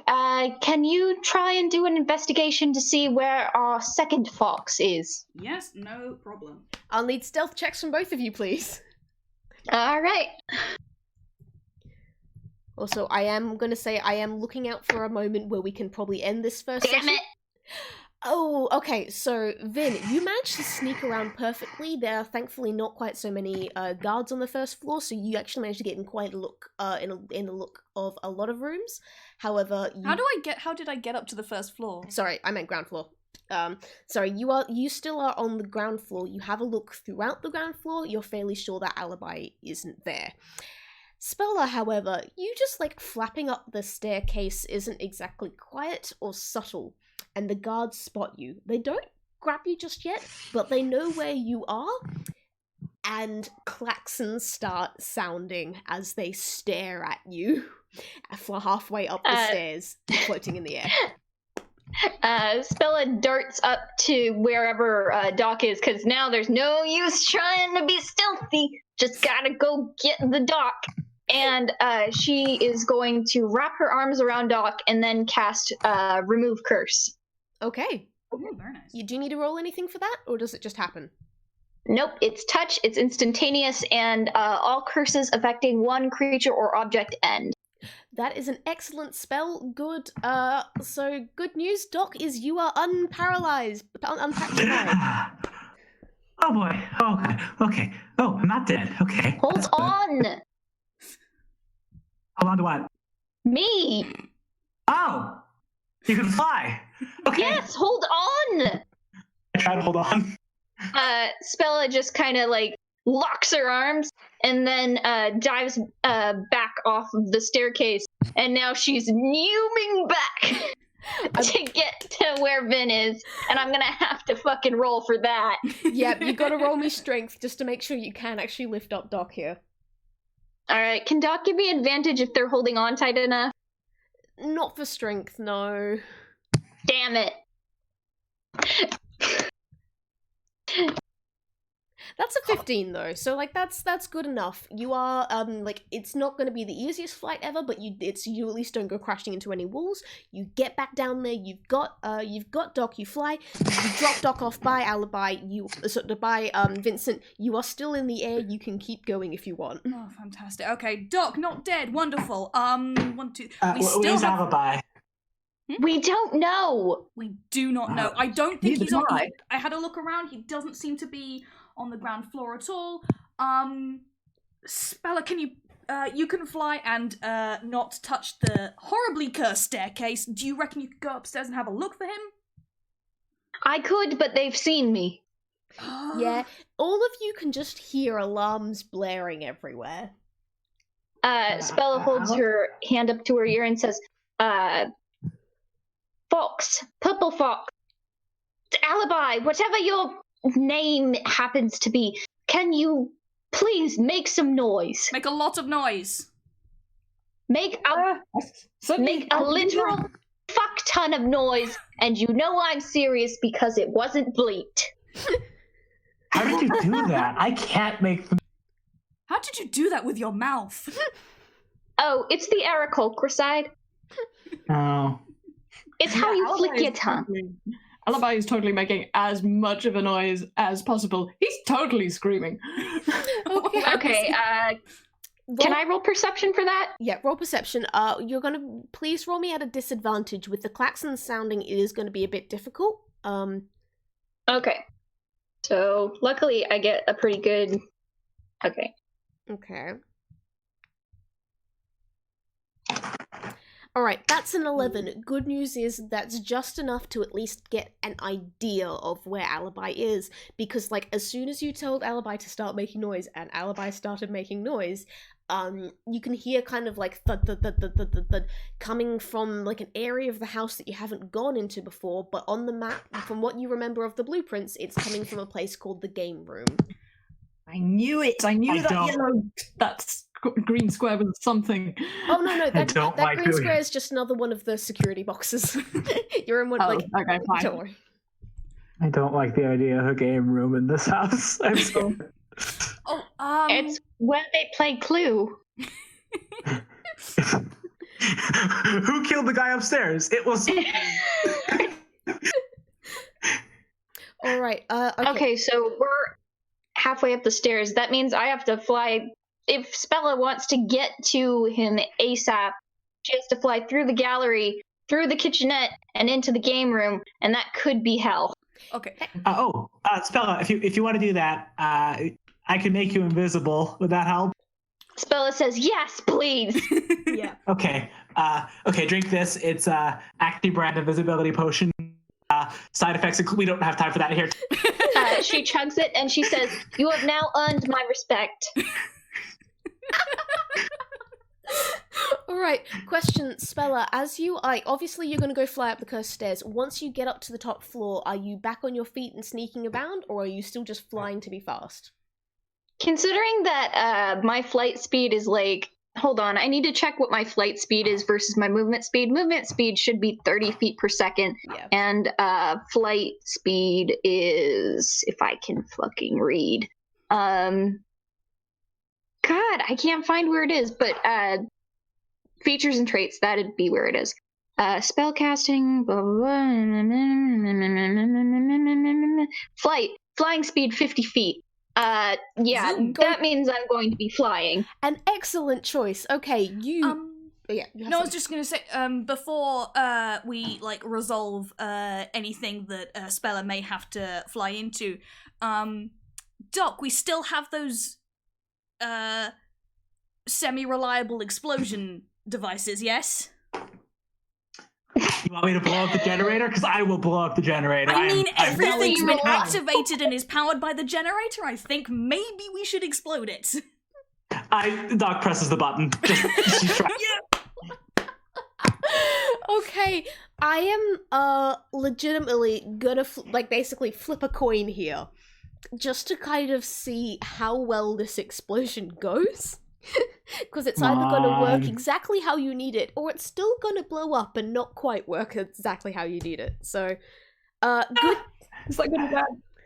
All right, so that was that was it. Blows up. It makes a loud noise. It damages the generator, and you can just hear that whine that you could hear before, at the very very tip of the range of your hearings, manages to go off, and you're not certain, but it sounds like some of the alarms have been deactivated. However, not everything has stopped, as the generator is still kind of chugging along, so the guards are still active. Sirens have cut off, outer alarms have cut off, armor's still going. So I am going to need you to make a sneak roll, Spella, as you are zooming around upstairs looking for Alibi. Yeah, and I get advantage because I'm invisible. Exactly. Yelling, I responded to that like it was a nat 1 rolling a d20. That was why I yelled. No, thankfully not. Okay. D20 plus 3. Okay. Oh, advantage, yes, okay. Good thing you haven't. God damn it. Alright, even with you being invisible, obviously with the way that you're flying, you are basically just leaving a trail of wind in your wake, which is something that's easy enough to follow. So the guards, and because there are a lot of guards on the first floor, and some of them have actually kind of come into the game room because they can hear Alibi making this noise, and you've got about 4 of them in that one room there.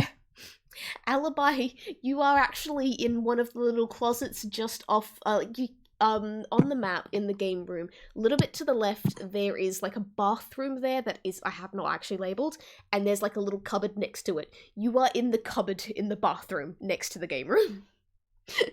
Okay, I'm gonna do something crazy. So, yeah, he has been screaming for a while, and he, sadly, a skeptic, and is kind of they're probably not, if they haven't found me by now, they're probably not coming. Oh no! So what he's gonna do is cast Fireball, but he has Careful spell, so he doesn't get hit by it. Okay, but he's good. basically going to set off his own bomb inside this cabinet. Okay, How close That might burn is up your that? oxygen. If there's the box, there won't be a need to worry about the lack of oxygen. okay, roll to attack the door. Okay, I mean, I think the door technically rolls a dexterity saving throw. spell, so I won't get hurt. That's fine. I'm just okay, you definitely hit the door. You well and truly hit the door. Do you want to roll damage and just see how far you blow the door off its hinges? You're only meant to blow the bloody doors off. Yes, absolutely, I will do this. Oh god. Jesus Christ. That's Hell a yeah. 37! Wow! Oh, Gotta love Fireball. Okay, so the good news from this, when you cast this, thankfully safe yourself, because despite the fact you are casting Fireball in a very small, tight enclosed area, This door just goes rocketing off its hinges, blasts out through the bathroom, and bashes into one of the suits of armor that are sitting in the game room and have started encircling Spella. And it just smashes that armor into pieces, and just all those pieces just go poof, scatter everywhere. So the good news is there are only 3 suits of armor now. Alibi, you are free. Spella, you are still invisible, but also these things know where you are. Okay, so Spella now knows where he is for sure, and she's going to straight up she's gonna cast Thunderwave. Okay, do I need to roll dex saving throws for this? Don't I? Does that end the invisibility? You do. Constitution, actually. Constitution, okay, that's not quite so bad. This will end your invisibility because it is an attack spell, doesn't it? Yeah. Okay, this is guard number 1, guard number 2, and guard number 3. I'm guessing none of those make it? None of them! Woo! Alright, they all get hit by Thunderwave. Yep, they get hit by 3d8 of Thunderwave. Nice. And again, Alibi is fine. Spell shaping is very good. Good. Oh, for the love of God. Either way, they're all thrown back 20 feet. Okay, yeah. They each go, they don't take much damage, but they do each go slamming into the walls, which means there's just enough space now for Alibi to get the hell out of the bathroom if he wants, and to go meet up with Spella. Alibi's out of the closet. Spella, she rushes forward, and she, in an uncharacteristic move, snatches the fox's hand and then starts sprinting for the door. And she says, I need to fly again, but I'm not sure if I can fly and aim and carry you. You're going to have to hold on. Alibi is kind of, oh, that's so cute. Alibi is kind of so shocked that he just grips her hand really tightly and is running as fast as he can to keep up with her. I would like to point out, if you wanted, you probably could just next to the game room there is just a deck that leads outside. You could probably just jump off the first floor and fly from there if you wanted. Oh, hell yeah, she's totally doing that. Fucking, yeah. She stops for a second and she says, you have to hold on, and then she fucking princess carries him, scoots her arm under his legs, and then dives off of the deck. Hell yes! Give me strength just because we gotta stay consistent here. I don't want to see how long you fly, but this is really cool, and I'm gonna be gentle with you with this. Don't worry. That's a 19! Yeah! This is so good! That is you are amazing flying. You dive bomb and you almost get the ground, and then you put your wings pop out just in time for you to go swoosh and soar up, and you manage to get back onto the grounds of the things. Vincent and Doc, what are you guys doing? I mean, do we know if they're still in the house or not? Do you say? Can Alibi be we got out, we're out, get out. Yeah, he's gonna try, but honestly, his heart just did a major doki. He's he has to recover from how impressed and kind of in love he is right now with Isaspella. He's we're fine. I think we're going to be fine. Hello, Isaspella is the best person in the world. Right, glad to hear it. It's nice to hear people say it. That's so good. Yes, wonderful. Quick question. Oh, Doc? Were those 2 booms you guys? Because I'm really impressed. How did... Party, it was nice. I'll invite you next time, I promise, sweetie. Okay, fine, they don't need rescuing. Let's go, let's get out immediately now. Okay. Sounds good. We're just gonna go in a straight line, I think. You all just go... Alright, so, Doc and Vincent, let's just say you just go sprinting out the front door, because you know what? What the heck is subtlety anymore? There are probably... you probably duck under some suits of armor that were patrolling there, but you know what? You are going too fast for them to be able to grab you at the moment, and you are all out, and you are sprinting out down the grounds. You thankfully managed to avoid the whack-a-mole, which I'm really sad I didn't get to we inflict didn't on get to any of use you the guys. whack-a-mole.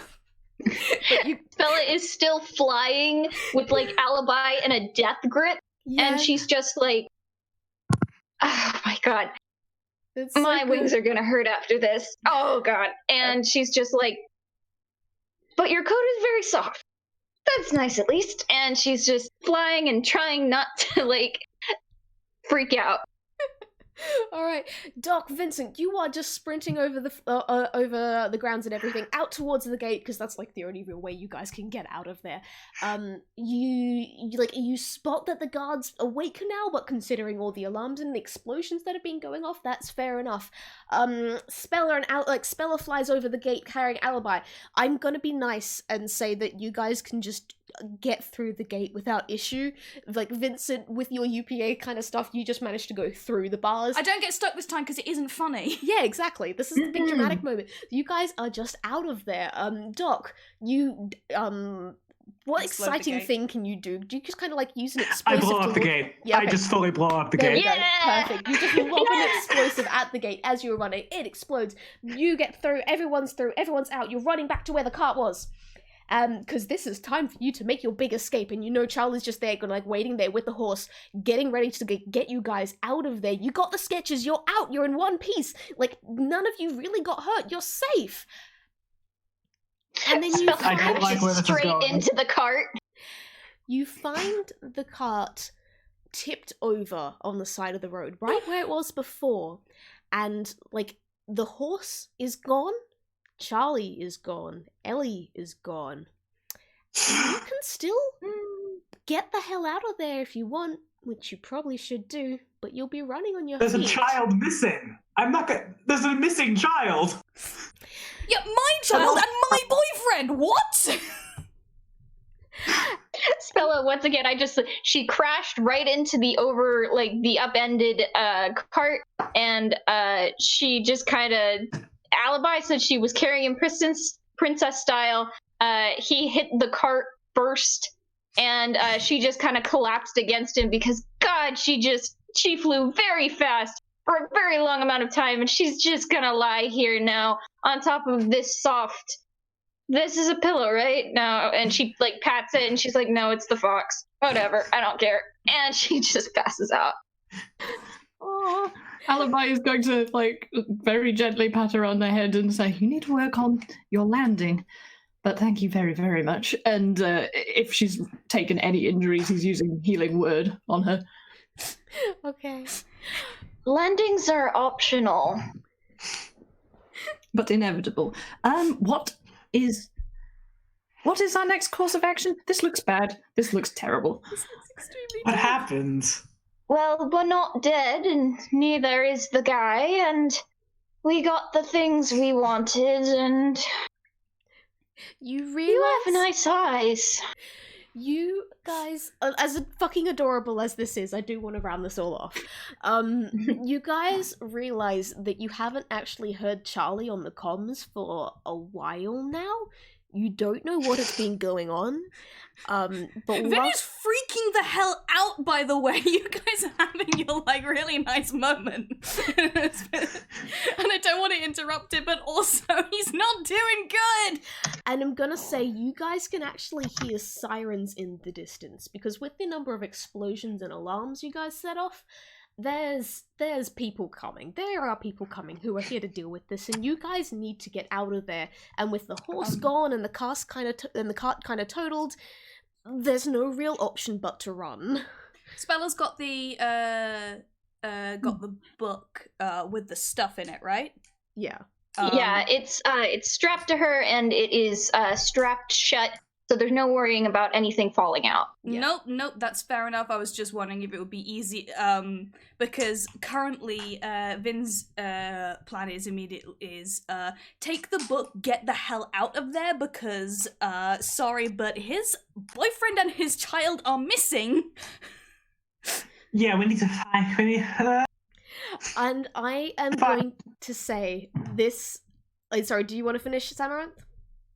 Oh no, I was just saying we need to find them because Doc. Yeah.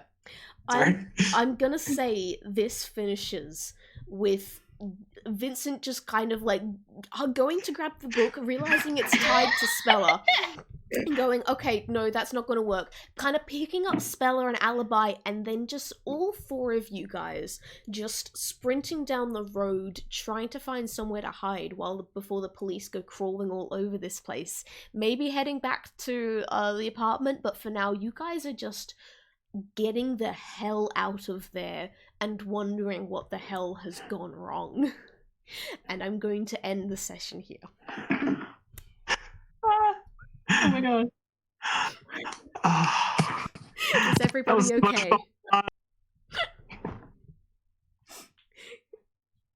Very nice. That heist was a disaster. It was great. You guys didn't even encounter the gargoyles on the roof. What's on the roof? Gargoyles. Oh We god. put gargoyles on the Ooh. roof. That's yeah, I'm glad we avoided that. Oh, okay. I realize it's ridiculously late for some of you and you really should be going to bed, so please go to bed. Happy 4 a.m. Yeah, I'm gonna stop. I'm about to stop recording, so everybody say goodbye. Bye. Everything's Goodbye. terrible. Bye. And we'll see you all next session.